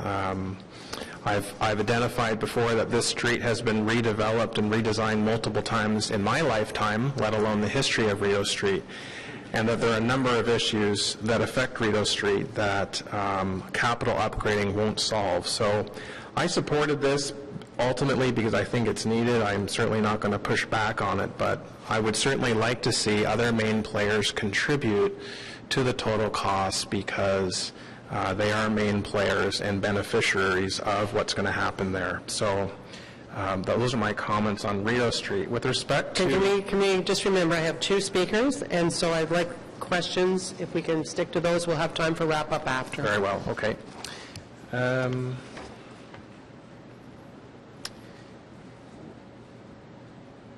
Just for clarification, Madam Chair, with respect to the SI for improved public engagement in planning matters, did I hear or did I not hear correctly that staff would come back to us before this goes to council to further explain how the $150,000 per year will be spent? Did I hear that or not? Madam Chair, no. Okay. Can I request that? I'm not convinced that we need to spend $150 per year over 4 years. I certainly believe that once you need to get this going at the beginning, that there's a requirement for expenditures, but I need to be convinced why you need $150,000 in the final year and 150? Madam Chair, if I could just clarify, it's a one-time base budget adjustment, so the cumulative effect over the term is $600,000, but it's for 2015 it would be an adjustment to the base budget of $150,000. Yes, but we're approving a plan that covers 4 years. So what I'm saying is, why do you need 150 in 2018? Why do you need 150 in 2017? Why do you need 150 in 2016? What's different about 2018 that you'll be doing then that you won't be doing in 2015? I don't need all those details now. I'm officially requesting it so that before we have this matter again before us on July 8th, I can have those details. Michael, do you want? Through you, Madam Chair, an example of why that dollar amount is needed on a per-year basis, if we use, for example, the specialized consultation facilitators. Last year, when the department brought forward a package of improvements to the review process to aid the public's understanding of what happens in planning, whether that's report template changes or new signage, one of the 10 or 11 items listed was that as some of our community consultation meetings get bigger and more complicated, there may be some need for some higher level expertise at facilitation. And so this repeats each year, because if we go down a path after the roundtable that we may want to have such facilitation expertise, we just don't want it for the 1 year. We would like it for the whole term of council. So that's why that dollar amount repeats on a per year basis. I'll just note as my final comment that this 126-page document that I've been reading the past few weeks, there are many SIs where we're asked to spend hundreds of thousands of dollars, if not millions of dollars, and there are 2 sentences that explain how those monies are going to be spent. So that's a drawback or an issue I have with this SI process, where there's very limited details as to how the project will unfold or what the project actually contains. Some of us haven't been around here for years, and so even if members of public who want to be engaged in this process have concerns or at least questions about how those monies will be spent. So that's just an issue that I've raised. Great. Thank you, Councillor Brockington. Councillor Egli. Thank you, Mr. Chair. Just a very quick comment and then a question. Regarding the $600,000 for improved public engagement in planning matters, bring it on. I think that's a fabulous initiative. In fact, I question whether we're putting enough money into that. Apropos of the last discussion we had around the new program, that pilot program that's being unveiled. But during that discussion, there was talk of the workshop next week and things that are going to happen to enhance the community's involvement and access to planning staff and that sort of thing. Is this all part of the same package, or in other words, is some of the $600,000 being spent on things that we're going to hear about next week, or are we looking at 2 parallel projects? Because I'm excited if we have 2 of them. If we have one next week that's telling about more access to planning staff, and then we've got a fund to enhance larger public engagement, I'm very excited about that. So I'm hoping the answer is yes, it's 2 different things, but Mr. Mizzi looks like he's about to answer that question. Mr. Mizzi? Mr. Chair, yes, essentially it's 2 separate things, but one informs the other. Next Monday's meeting is to discuss the work plan priorities of the department, not including specifically the strategic initiatives that Council is going to consider, this package of 62 or 63 strategic initiatives. So Well, the vast majority of the department's work plan is day-to-day operations, like the issuing of building permits and the review of planning applications. What we're going to focus on next Monday is the 100 or so proposals for studies, CDPs, heritage conservation districts, and put some priority ranking to them and try to map out what we tackle over the next 4 years in terms of that bucket of the work plan. That may or may not be informed by what this committee and other committees consider in terms of what's important from a strategic initiative, but they are separate matters. So next week really isn't about process then, it's about specific projects? Through you, Mr. Chair, yes, that's correct. Okay, because I thought I heard the chair say that there were going to be things unrolling, so to speak, next week that would give the public some comfort about some balance versus the project we're talking about today, but you seem to be saying something different, so that's why I'm trying to get clarity here. Because what you spoke about earlier today was clearly about process, the new leadership role, but now you're saying Monday you're not going to talk about process in terms of communities, you're going to talk about specific projects, so it seems to be that the chair said something different, so I'm just trying to get some clarity there.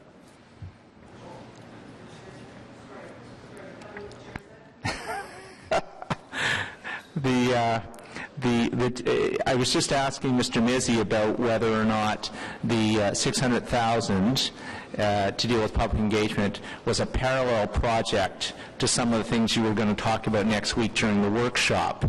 And the differentiation that he made was he said that the $600,000 was about process, was about engagement, and next week you're going to talk about specific projects, such as CDPs, that sort of thing. But I thought you had said, Madam Chair, that part of what you were going to talk about next week would bring some balance from the community side to the project that we talked about sort of first thing this morning. So the client relationship leader. So is Monday about process or is it about Monday's specific? not about process.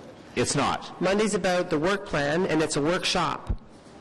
Okay, and it's very much for councillors to discuss what staff are recommending that we, based on a lot of feedback from a lot of us in the first 6 months, and what the direction that they need to complete or go forward in. And a lot of it will be about public consultation, as you can see behind me. But on Monday, it is about the work plan itself. So Monday is about specific projects and not how we manage those projects. Is that a This is the thing. We, as you know, we as council, we support policy, we set a budget. And it's up to staff to implement that within the budget under the policies approved. I mean, it's simple. It doesn't matter what department it is, that's just the way it is. We're not in charge of operation or anything. What we're looking at on Monday is, having listened, in the case of public consultation, I'll give you one thing, okay? I'll give you one that I didn't want to give you because I think it's really neat and it's something we really listen to. But I'll give you an example. Okay. And it doesn't necessarily have to cost more money, as you heard with the client relationship leader, but it's about being effective and efficient. So one of the ideas that came up was, sorry, Leanne and Michael, I'm going to scoop you here. Just blame it on me. Committee of Adjustment is a Herculean beast. Okay, the inner Greenbelt communities are far more impacted by it than anybody in the suburban and the rural area. Okay. And several times over the last several months, we have heard, just in passing, it's not even like we said, hey, what do you think about, or what would you really like us to do? It was like, you know what would really help? Because we've had thousands of people that have gone to our planning primers, okay? It would really help if we had a planning primer and committee of adjustment. Mm-hmm. Guess what? It's on the list for Monday. Sorry to scoop everybody, but the fact is that's just one of the examples of having listened to them that actually makes, who does that benefit? That benefits the community associations, right, in a very significant fashion. And it's going to be very fulsome. So that's one of the things that you'll see as part of the work plan. It's having listened to them and determining, yeah, that has real value to them. That's something really important. So that's rolling out in the fall. Again, not starting in the summertime, but we're hoping that that's something that you really, really appreciate, that we've heard that's important to the public. Okay, thank you for that. Okay? That's the sort of thing we'll be discussing. I mean, obviously, we're not just focused on that. It's a very large work plan, right? But we'll have all of our little dots they want us to put on our favorites and all that stuff, I'm told. Yes. My least favorite part. Thanks, Councillor Egley. Good question. Okay, so I have two speakers, and one of them is, hang on until I put my glasses on. What did I do with that? Valency Reynolds and Julie Williams. Come on forward. And as you are, I just want to let you know that I'm not sure why you're here today, because I think you've been steered wrong. I don't think this is the place that you really want to come and talk to. Come on up. Bring the baby. What?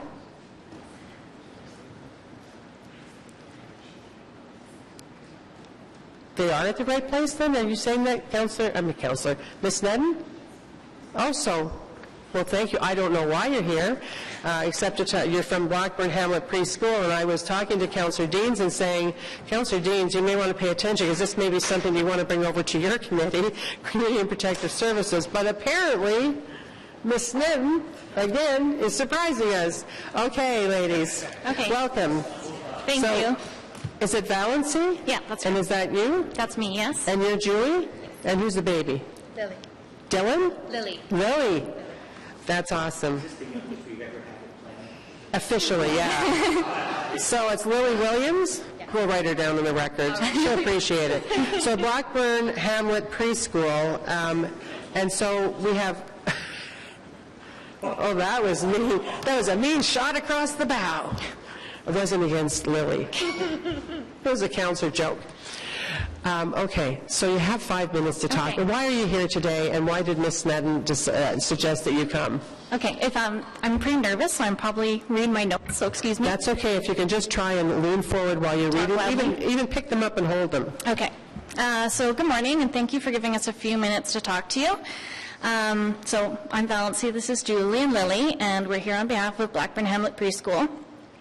We understand that you're considering today planning for strategic initiatives that have already been identified, but we'd like to appeal to Council committee to consider one more related to healthy and caring communities.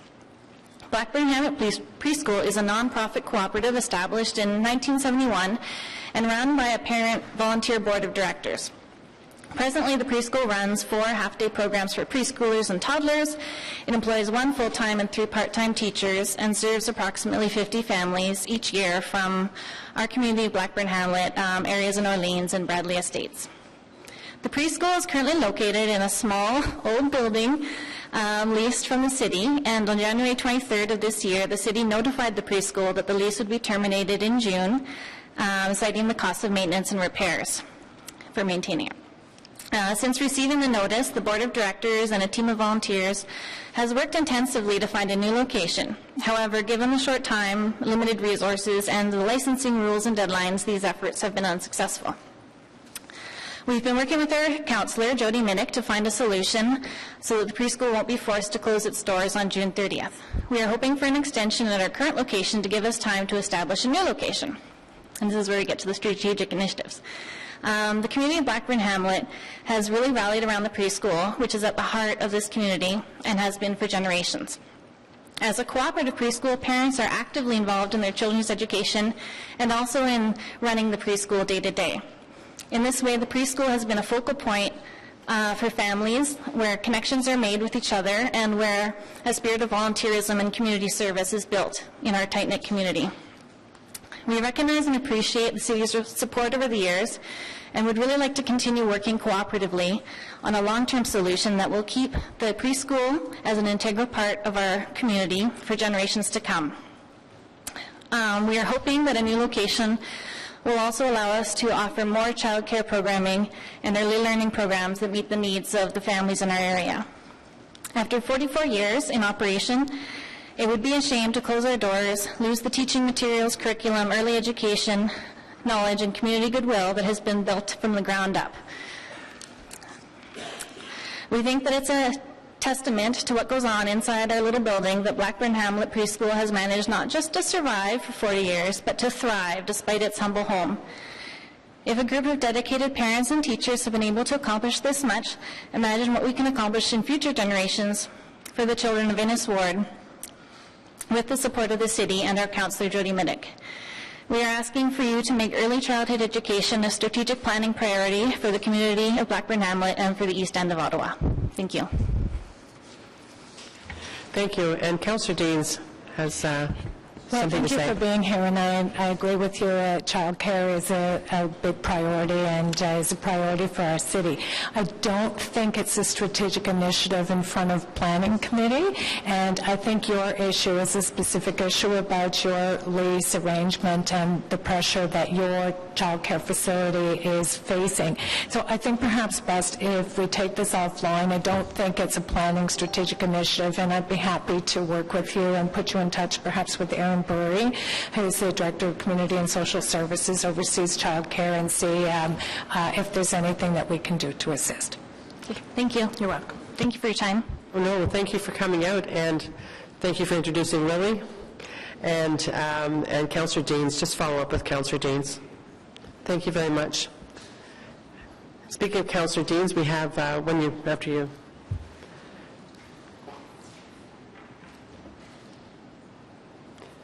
Okay, Councillor Deans. Is this the time that you want me to introduce the amendment? Okay. This is, well, you signed up as a speaker. Oh. You did. Your office I did? formally signed you up, and you have 5 minutes. How lovely. Okay. I thought it was kind of neat that this is the first time the committee's had a... Okay.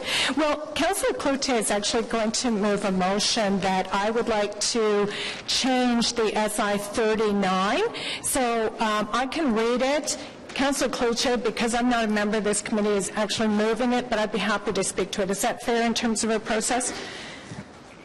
Sure, why don't you speak first? Okay, so the motion in a nutshell is this: whereas the Neighborhood Revitalization and Redevelopment Program aims to improve the health, vibrancy, and livability of low-income neighborhoods, and whereas the program will identify one neighborhood to pilot this program based on specific criteria, which should include opportunities for public-private partnerships, redevelopment of vacant lands, and the potential to increase land values through zoning, and whereas the Albion-Hetherington community is a neighborhood with considerable social pressures, including a significantly higher number of social housing units, lower than average incomes, a population density that is almost double the city average, a higher than city average for single-parent homes, a higher rate of recent immigrants, and a higher overall percentage of immigrants living in the community, and whereas the city currently owns a vacant 8-acre parcel of land in the community known as 1770 Hetherington Road, which would be an ideal initial site for redevelopment to support the program goals, and whereas Hydro Ottawa, a major landholder in the area, currently has an interest to divest a portion of their land and is willing to consider partnering in this project if Albion-Hetherington is the selected site, and whereas Council recently adopted an amendment to the official plan which includes the redesignation of Walkley Road from Heron to Bank Street as an arterial main street, which would allow for increased density and land values to attract private partners, and whereas we have a one-time opportunity to partner with Hydro Ottawa now prior to their land being divested. Therefore, be it resolved that the Albion-Hetherington community be recognized as a site to launch this program based on the unique opportunities available in the neighborhood as listed above, and be it further resolved that the language of Strategic Initiative 39 Neighborhood Revitalization and Redevelopment Program be amended to include Albion-Hetherington as a site for this project. Madam Chair, I'll try to be brief. So that I submitted this SI 39 through the strategic initiative process, and I did that so that there's no confusion. Let me be clear. This is not about OCH. OCH has their own separate process that is looking at all OCH properties. That's a very different initiative. Some of what Councillor Hubley was talking about, I tend to agree with Councillor Hubley, but that's a totally different thing. We're talking, this one that I submitted is talking about taking a neighborhood, a low-income, challenged neighborhood where the resources that the city is expending are numerous, and trying to find a different way to help that community. And it's not just about Albion Heatherington. I think it can be about many communities that could use a helping hand. But we have to start somewhere, and we have to find a way that will chart a path for other communities. Mr. Moser and I went to Eastlake in Atlanta last year, and we saw a community that transitioned. Somebody really wants to talk to me. We saw a community that transitioned, a compromised, largely low-income social housing community, had complex social issues, including high rates of poverty and crime. It was a community that parents hoped their children would one day leave, a community that tourists were told to avoid, and a community that was a drain on city resources. Today, Eastlake is a thriving, healthy, and vibrant neighborhood that attracts residents across the spectrum. It is a true success story and a renowned landmark in the housing sector. Other communities across North America have done this, but Ottawa has not. And I think it's time for Ottawa to start leading in this field. And I think that Albion Heatherington is the right place to start because it has a number of unique opportunities. One, as I spoke about in the motion, is Hydro Ottawa. They're not going to wait. As Bryce Conrad said, Christmas comes but once a year. I guess with its SIs, it's once every 4 years. But in any event, they're going to divest of that land. So if we don't do it now, that ship will sail and we will lose that opportunity. We own 8 acres in that community that we can use to leverage. And we've been looking at some unique revenue tools the city has never used before. I've been working with a renowned planner out of Vancouver. His name's Larry Beasley, who has suggested some revenue tools that municipalities in North America have used that we haven't. I'd like to work on this initiative because I think it's important. I think it's very important. Now, I have to tell you that some of my colleagues have suggested to me that we need a separate process to select the neighborhood. And I'm struggling with this idea because I thought, as clumsy as this has been, in my view, the SIs is that process that we have through this been asked to submit. I submitted the SI for this one. I don't believe anyone else submitted an SI for a revitalization of a community. I did, and I would like to lead this initiative. So I think this is the process, and I'm not sure that we need another process to determine which community would be selected.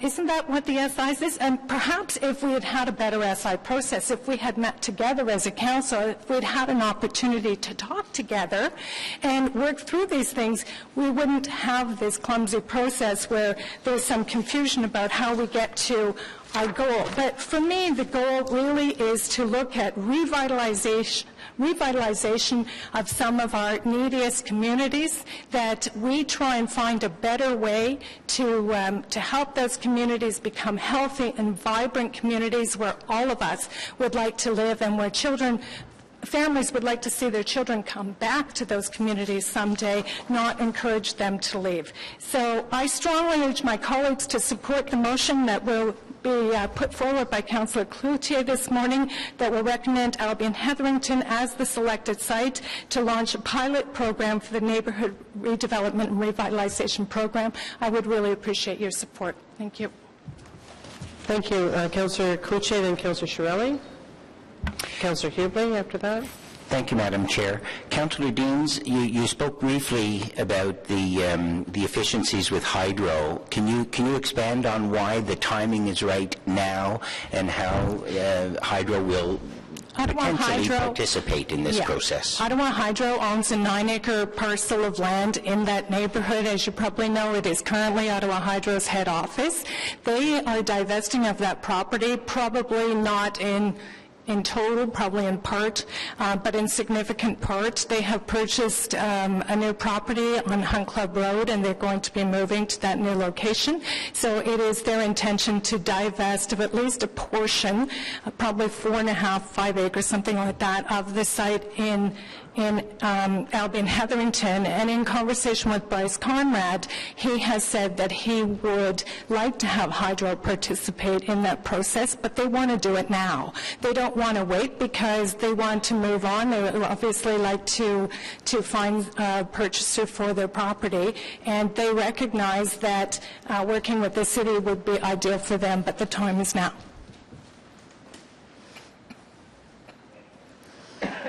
Thank you. Councillor Shirelli. Thank you, Madam Chair. I am going to support the motion. I'm assuming the motion is being moved, right? The motion is being moved? I will be moving the motion at the appropriate time. Our committee coordinator has it, and it'll pop up. But Councillor Dean's... right. Yeah, it's on the table now. I just want to make sure it's still on the table. Okay. I am moving the motion. Good. The motion as that Councillor Dean's read. Yeah. I'm going to support it, and what I would hope people turn some of the attention to is the history in developing term of council priorities. It used to always be the case that council would meet together as a group over a 2 or 3 day period, either at Lansdowne or Pineview or some location like that. In Nepean, we had Strathmere House, but that's another story. Yeah, I know. But that's what we used to do. Or in Nepean, we did Strathmere House, which we never actually owned.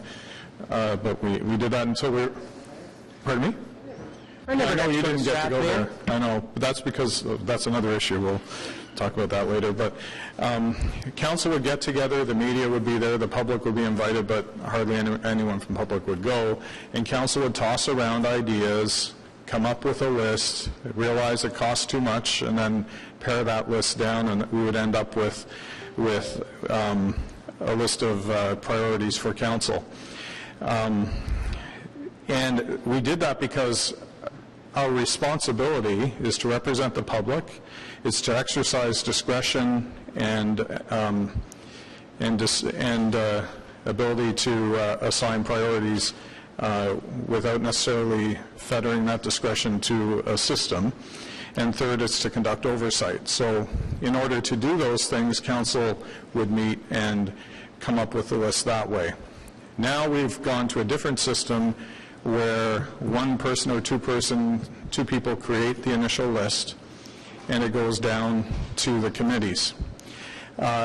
We still have that primary responsibility, and that primary responsibility is to exercise discretion where there may not be a precise system in place in any one case. So the one time we're making a change, if we do so with this motion, this is the one time we're making a change. And I think it's not right to say that this whole thing should go down without a single major change by council. So I think it's important that in this process we do participate and we do make a change, especially when it's as important and valuable proposal as this one. You know, are there other places that you could look? Yes, there are. And one of them's probably right in my ward. But you do have to pick one to start. You have to be big boys and girls and pick one to start and see if it works, see how it can be improved in the future. And I know our ward will benefit by having things improve in Hetherington. There is an interconnection through the city, and I know that will happen. So I think it's a great thing, and I think that, if we're going to subject this particular change, the single change we're making, to an additional process just because we made the change, then I wonder why we don't subject every single recommended SI to that same process. Take each one of them and say, is there some other way we could have spent the money or some other place? If we're not prepared to do that, if we're prepared to just accept 99% of the SIs that come recommended to us and we make only one change, then I don't think it's fair to add an additional process to that one change. So I will support the recommendation of Councillor Cloutier, and or Councillor Dean through Councillor Cloutier, and I think it's going to be something that benefits the entire city. Thank you, Councillor Chiarelli. Councillor Hubley. Thank you, Madam Chair. And I just want to point out that this is the beauty and what I love so much about municipal politics is, as Councillor Dean says, this time we both agree. And I like it. There's good things to what you're saying. I really do see that as a community that needs to be revitalized. Where we differ is I don't think we should be limiting ourselves to the one community. I've been saying for years that we need to get out of the landlord business, and this is where I see Ottawa Housing having a role, and I would hope that our colleagues and yourself will work with Councillor Fleury, because I've met with him. He's got great ideas. I'm excited about his leadership on Ottawa Housing, and I don't think we need to take $250,000 to pay for a consultant and maybe get nothing out of it. That's what worries me about that plan. We've got to make concrete steps in revitalizing Heatherton. We've got to revitalize Ottawa Housing properties in Councillor McKenney's ward. Around the table, I'm looking at Councillor Leeper. I'm sure you could probably benefit from a process where we try to move forward on the housing file as a whole.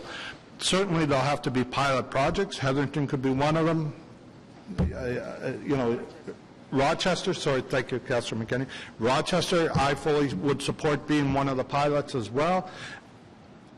I just urge my colleagues to give Councillor Fleury a chance to tell you what he's trying to get done under that file and see if we can support having them all go forward as pilots, okay? Thank you. Thank you, Councillor McKenney. Thank you, Chair. I just, a couple of questions. I just wonder if, you know, as we move forward, and I'm not going to repeat what Councillor Chiarelli said, but I agree with him entirely. This was a discussion that needed to happen 2 or 3 months ago, and it needed to happen in a room with all of us and talking about all of our priorities, including those of Ottawa Community Housing and all of our other all of the other things that are you know, part of our building this city. So you know, on this one here, you know, I do agree with Councillor Hubley as well. We do have many pressures in our Ottawa Community Housing portfolio, where, you know, building a robust mixed-use development will, you know, will mean that we'll be able to revitalize those communities, build better housing for everyone. But I just wonder, like, it seems to me that they're, you know, that they can exist together. I see what Councillor Deans is asking for as city building exercise. Would this not have implications for what we're trying to do with OCH? I don't see that it needs to be one or the other, and I wonder if, you know, I think that what we're doing with OCH, and I sit on the board with OCH and you know, doing some pretty amazing stuff, but would this pilot not have citywide implications? We're not talking about going out and redeveloping. We're talking about a process for looking at a community that looks very much like all of our other communities and seeing what works. So, you know, my question to staff or to anyone here that cares to respond is, I don't see that one has to replace the other. I think that they can both exist, and even though I'm not on the planning committee, I would, you know, support the strategic initiative in Councillor Deans' ward. But can I just ask you a question, though, for clarification? Are you saying that the money should be shared by both of them, or are you saying that you would look for other money to be added to it? I would look for other money to be added. I don't think that it needs to be one or the other. But then you're going to be in a position where we have many housing corporations in the city, and in Councillor Dean's area, one of the benefits of Heatherington is that it's not just Ottawa Community Housing, it's other service providers as well. Like, for example, in my neck of the woods, I've got 3,000 Nepean housing, right?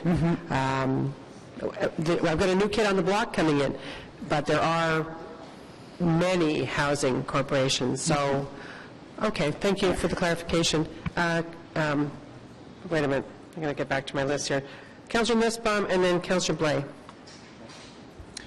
Thank you, Chair. I think Councillor Deans' presentation has raised for me just a few process questions about the strategic initiatives. So if this was a strategic initiative put forward by Councillor Deans that was specific to Heatherington, what other councillor put forward an alternate that did not include Heatherington?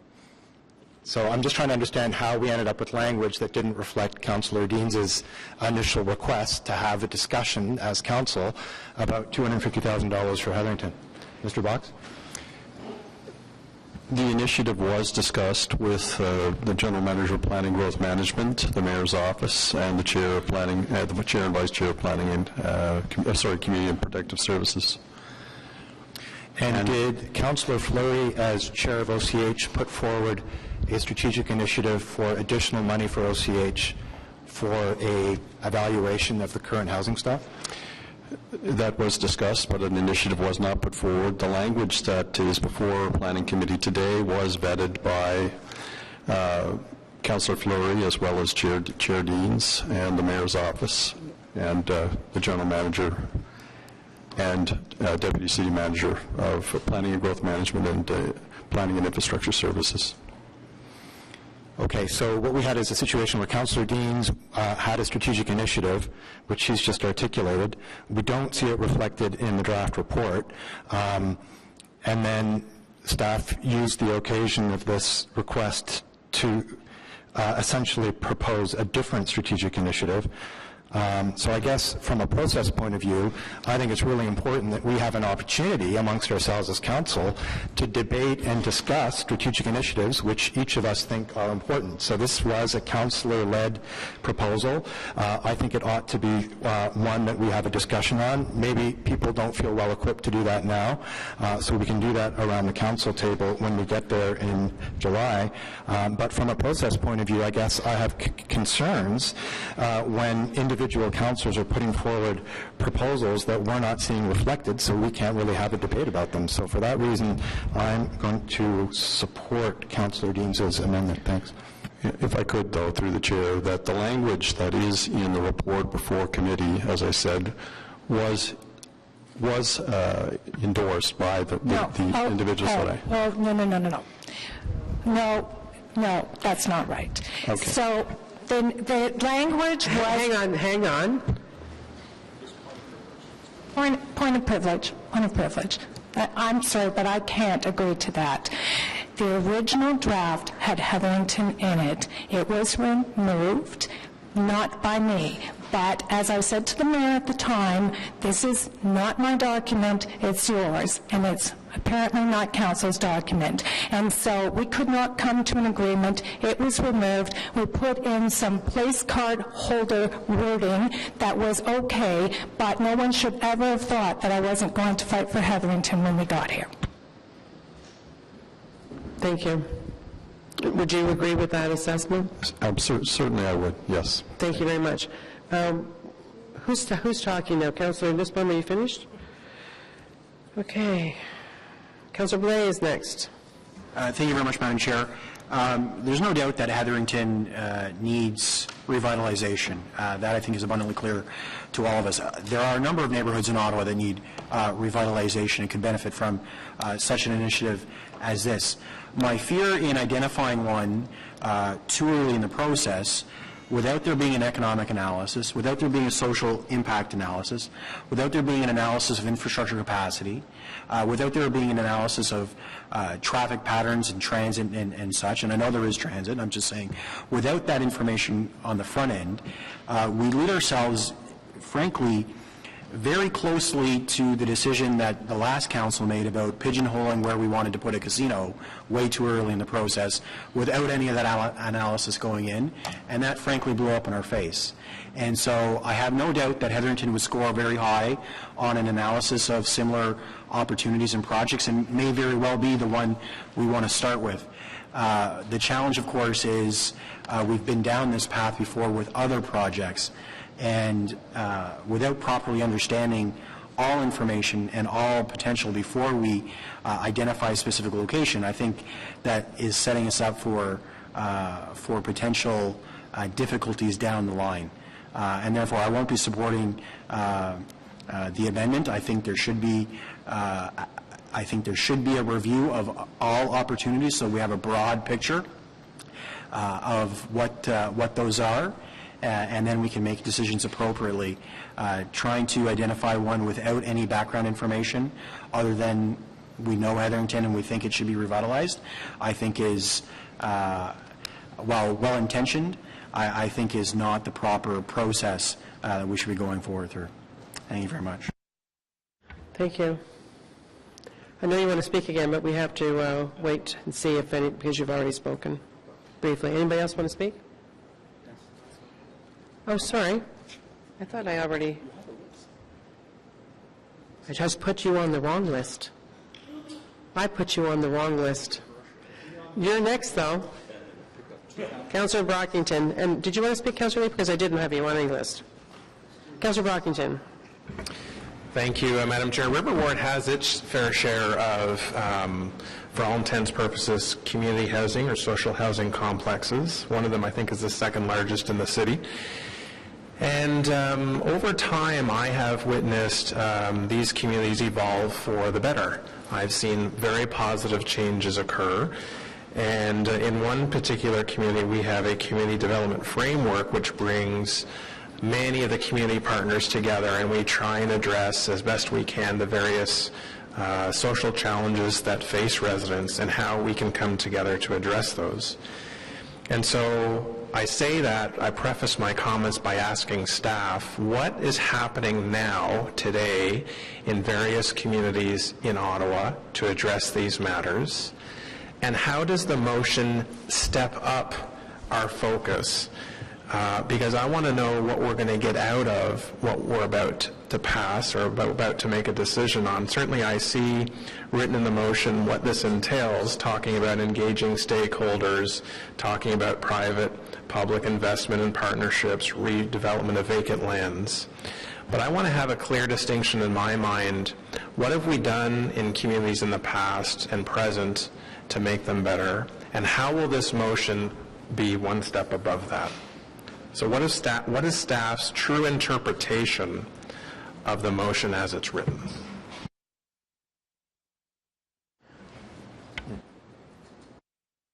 I'm sure I can speak to the initiative that's been put forward in terms of what the idea was. Certainly the intention is to be able to put together a program to look at the redevelopment of put together a program to look at the redevelopment of these areas. And as was said by many committee members, there's many of these areas within the city. So the intention was to put together a program, look at what financial tools, as Chair Dean says, they're certainly looking at innovative ways to be able to do this. We have to draw in partnerships. So the intention was to look at how we would develop this program. Then part of that process, we looked at preferred site to be able to use as the first one, as if you will, the prototype. May not, every site may be a little bit different, but certainly look at what would be the preferred site, and then bring that analysis and that recommendation to committee by the end of the year. The motion in front of committee looks to really to be able to say, look, at the criteria is evident that Heatherington would be a prime candidate, and really asking committee and council to, develop the program, but do it with Heatherington in mind. And just on process, what will this committee see if council adopts this, will we see the developed program, the draft development program, before you actually begin to implement it in a community? Will the committee have input on the draft that has been created?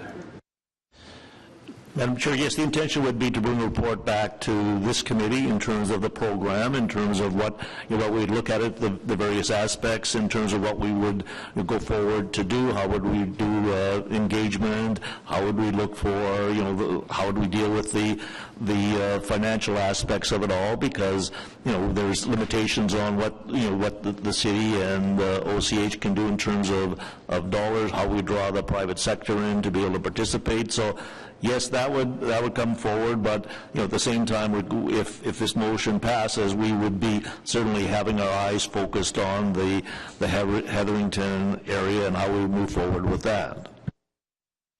And finally, Madam Chair, very briefly on the issue of the location and the identification of the location. I see this really, we haven't discussed pilot project, but you really need to start with one neighborhood first, and we need to learn from, measure from, and learn the outcomes of this project and refine it going forward, because if this is successful, and if we can adopt best practices that Councillor Dean's identified in, I believe she said Atlanta, then we can roll this out in other neighborhoods, and we can create a priority list based on various criteria that these neighborhoods have. So let's do it with one. Certainly, I don't dispute that this neighborhood has its share of challenges and can benefit from some significant improvements. And like I said, my own ward has similar challenges, but being a neighbor of the Albion Heatherington community, I would support this. I have no qualms about identifying a specific location or neighborhood, and quite simply, I just see this as an opportunity for the city to learn from this and then implement it in other communities going forward. So I support the motion.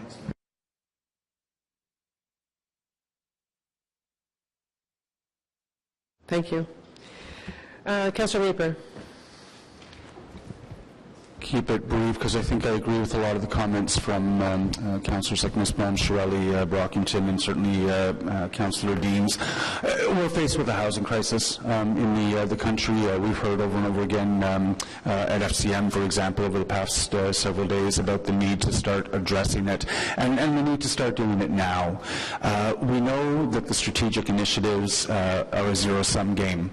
Council has some hard choices to make, but I think what Councillor Deans is presenting us with today is an opportunity to do something that is unique. It's timely. It is, in the vernacular, almost shovel-ready. We're ready to get on with things. The proposal today, of course, is not to put the shovel in the ground, but to think through as carefully as possible, preparing the ground in order to get underway. The learning that we take away just from that prep work is going to be to the benefit of the whole city, not just of Heatherington. I think had this been a richer SI process overall, we probably could have had the discussion about where more in depth, but it hasn't been. And given the superficiality of this process to date, I'm comfortable in at least one instance saying, let's make a decision and get on with the job. I'm going to be very happy to support Councillor Deans in her motion through Councillor Cloutier. Councillor Shirelli. Thank you, Madam Chair. Just wanted to address a couple of the other issues raised. One was that the notion that we might as well go through this process because the same outcome is possible at the end of an additional process. Well, that's not necessarily true, because if we move now, we have the Hydro Partnership to work with, and that offers us many more opportunities. My second issue, or a second point I want to remind people of is we are here to exercise discretion. We are not here to always farm things out to a set of equations to arrive at our outcome. If all we have to do is that, we could sit down once every term, hand over all of the criteria and equations, and leave. There'd be no reason for us to be here. But we are here to recognize proposals that are responsible and make sense, and to intervene with our discretion and exercise it. That's our responsibility. I remember Last term, there was a lot of work done by Economic Development to try to remedy the situation in Bell's Corners. And one of the things that came out of that process, along with some other processes, was the proposal for a CIP program in the city. So this was begun to remedy Bell's Corners. We get through the process, and council determined not to pick Bell's Corners as the recipient of the CIP, but to pick Orleans. And at the time, I thought that was a foolish decision, but I kept telling myself, council is always right. And so, now look, a few years later, council's discretion that imposed Orleans without all of these types of studies turns out to have been correct, because it's worked very well, and I was as surprised by it as a lot of other people are, and I know Bell's Corners will eventually get there. But my point is, council exercises discretion, and in the end, I think they were right. And Councillor Blaise Ward benefits by it, and I think that we can never be afraid to exercise our discretion when we know that by moving forward today, we will create progress. By not moving forward today, we will spend the same amount of money on a study that may, hopefully, point us in the same direction, but may not. So thanks. Anyone else? No? So we have a motion before us, moved by Councillor Cloutier, but on behalf of Councillor Deans, with regard to Strategic Initiative 39 Neighborhood Revitalization and Redevelopment Program. And I'd like to speak to it because I've been involved in working on this for a number of months now. And in fact, last year when Councillor Deans came back from Atlanta and was talking to me about it, I've had the great good fortune of being on something called the Urban Library Council of North America as the Canadian. So most of my meetings with an exceptional board have been in major American cities. And I've seen a lot of people hold up, oh, Regency Park, like it's like, Regency Park's got nothing on some of the stuff that I've seen. And the reason that I got Hetherington when she was telling me, when she was talking to me about how blown away she was by what she saw, was because Hetherington has all of the right criteria to be successful in a pilot. It has available employment, it has transit, it has a mix of housing providers, it has available land, it has the amenities that successful communities need to be healthy. It does. So I got that. However, I still tried up until half an hour ago to talk Councillor Deans into going through a process whereby we would have the criteria set down on the issue, on the factors like I just talked about, because I have a good understanding of what makes those successful and how they affect change. For me, anyone who's making this about a competition between Ottawa Community Housing and Hetherington is just downright wrong. Ottawa Community Housing is doing a lot of really good stuff, and they're looking at some major investments. But you have to have, in order to have this pilot be effective for every place across the city. And last week I asked Mr. Burry for a map of Ottawa as to where affordable, subsidized, or any kind of housing was. There are dots on top of each other from one end of the city to the other.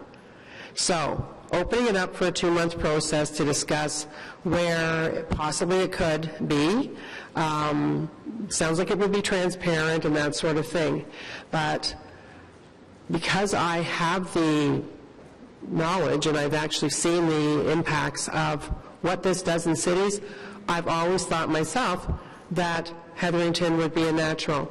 You know, on the tour we just took last week, we went down through Councillor Taylor's area and the Ramsey and the Ritchie and et cetera. There's a number of housing communities there.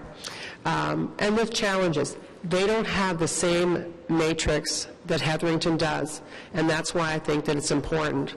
But I still would have, as I said, preferred a process that would have been open to anybody who wanted to submit it and have measured that within a couple of months to verify what I truly believe. That would have been my preference. That doesn't sound like that's going to happen today. I will tell you it may happen at council. I think we're going to have a lot more debate on this. But this community, I think, will give us what we need as far as the best opportunity for the rest of our city. And I don't think the $250,000 is a sufficient amount of money to do it properly, quite honestly. But you know what? We are not going to be in any way embarrassed by the amount of money that we are contributing to affordable housing in this city. Under the mayor's leadership in his first term when he ran, it was a pillar that he was proud to champion, and we supported that so much more than we've ever been putting in before. So I don't see this about competition, I see it about opportunity, so I'll be supporting Councillor Deans today. So on the motion, yeas and nays. Sure. Councillor Blais? No. Councillor Brockington? In favor? Chiarelli? Yes. Councillor Cloutier? Yes. Councillor Hubling? No. Councillor Leeper? Yes. Councillor Nussbaum? Yes. Councillor Kadri? No. Councillor Tierney? Oui. And Vice Chair Tierney? And myself, yes. 1, 2, 3, 4, 5, 6, that's 7-3. Thank you. We'll see what happens at council. Thanks for coming out today. So where are we now? Okay. You just had questions on this? Was this Councillor Leeper? Did you have questions? Who had questions on Habitat for Humanity? Deferral of development charges. Oh, Councillor Brockington. Excuse me, Chair. Do you need to carry the item yes, as amended? Thank you. Yeah, we got carried away. The conversation became all about... Yes, so back to, before we start on this one, the council terms of priorities as amended. Is that carried? Councillor Chiarelli? Sit down and vote. So it counts.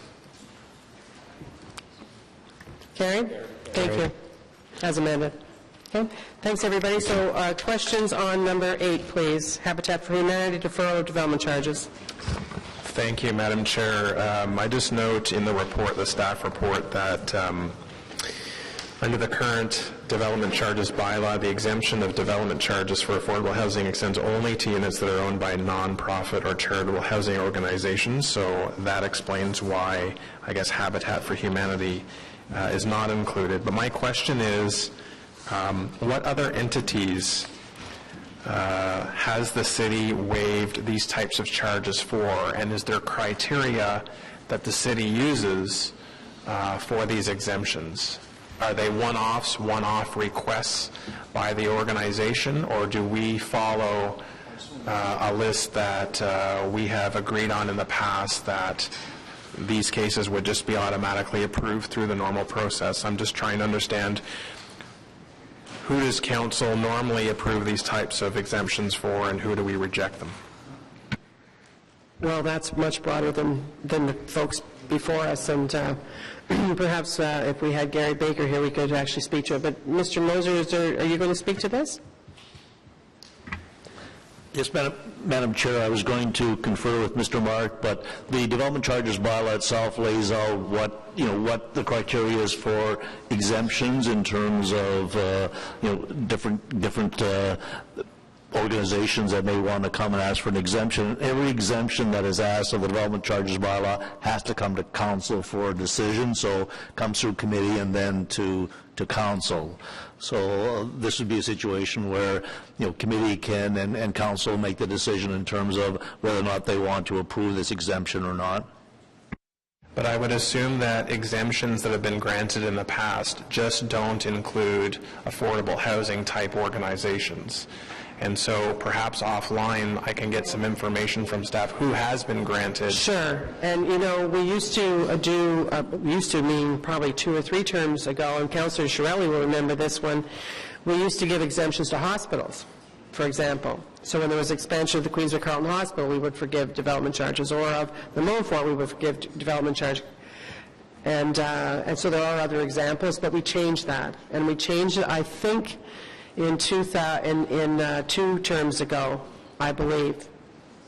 I think, does anybody remember, Mr. Mark, do you remember when we changed the rules on the forgiveness of development charges, the benefit of forgiveness of development charges? Madam Chair, there was an amendment made in 2004 with respect to those programs, and while the debate's been continuing, I have been able to call up the development charge bylaw, and so there are two other areas where the bylaw allows for exemptions by council. One is where specifically authorized by resolution of council, development on land owned by a non-profit corporation, provider of child care and long-term care facilities, and then and where specifically authorized by resolution of council, development on land where a public facility is being provided. So as well as the one before committee today, there's the other two in the bylaw also. So, and perhaps, did you have anything to say to the question? I don't think so. I'm guessing, G. Go ahead if I you could do. add something, Madam Chair. Yes, and technically this is a 35-year deferral that's forgiven after the 35 years if Habitat remains on title and all the conditions of the agreement will be satisfied. So it's a little bit different from, I think, previous exemptions that may have been granted in the past. It's very specific to Habitat for Humanity. So I would ask that the appropriate person meet with Councillor Brockington and give him a fulsome report on this topic. That sound good? Anything else? So on this item, everybody? Carrie? Thank you. Any notices or motions for consideration in subsequent meeting? No? How about inquiries? No. Other business we already dealt with. Just remind everybody that we have our workshop as a committee on Monday the 15th at 11:30, and you may see a change on the location. Look forward to that. We will feed you something. I don't know what it is. But we will have something, and we will be working through that time. Okay? So look forward to that. Thanks, everyone, for today. And we're adjourned.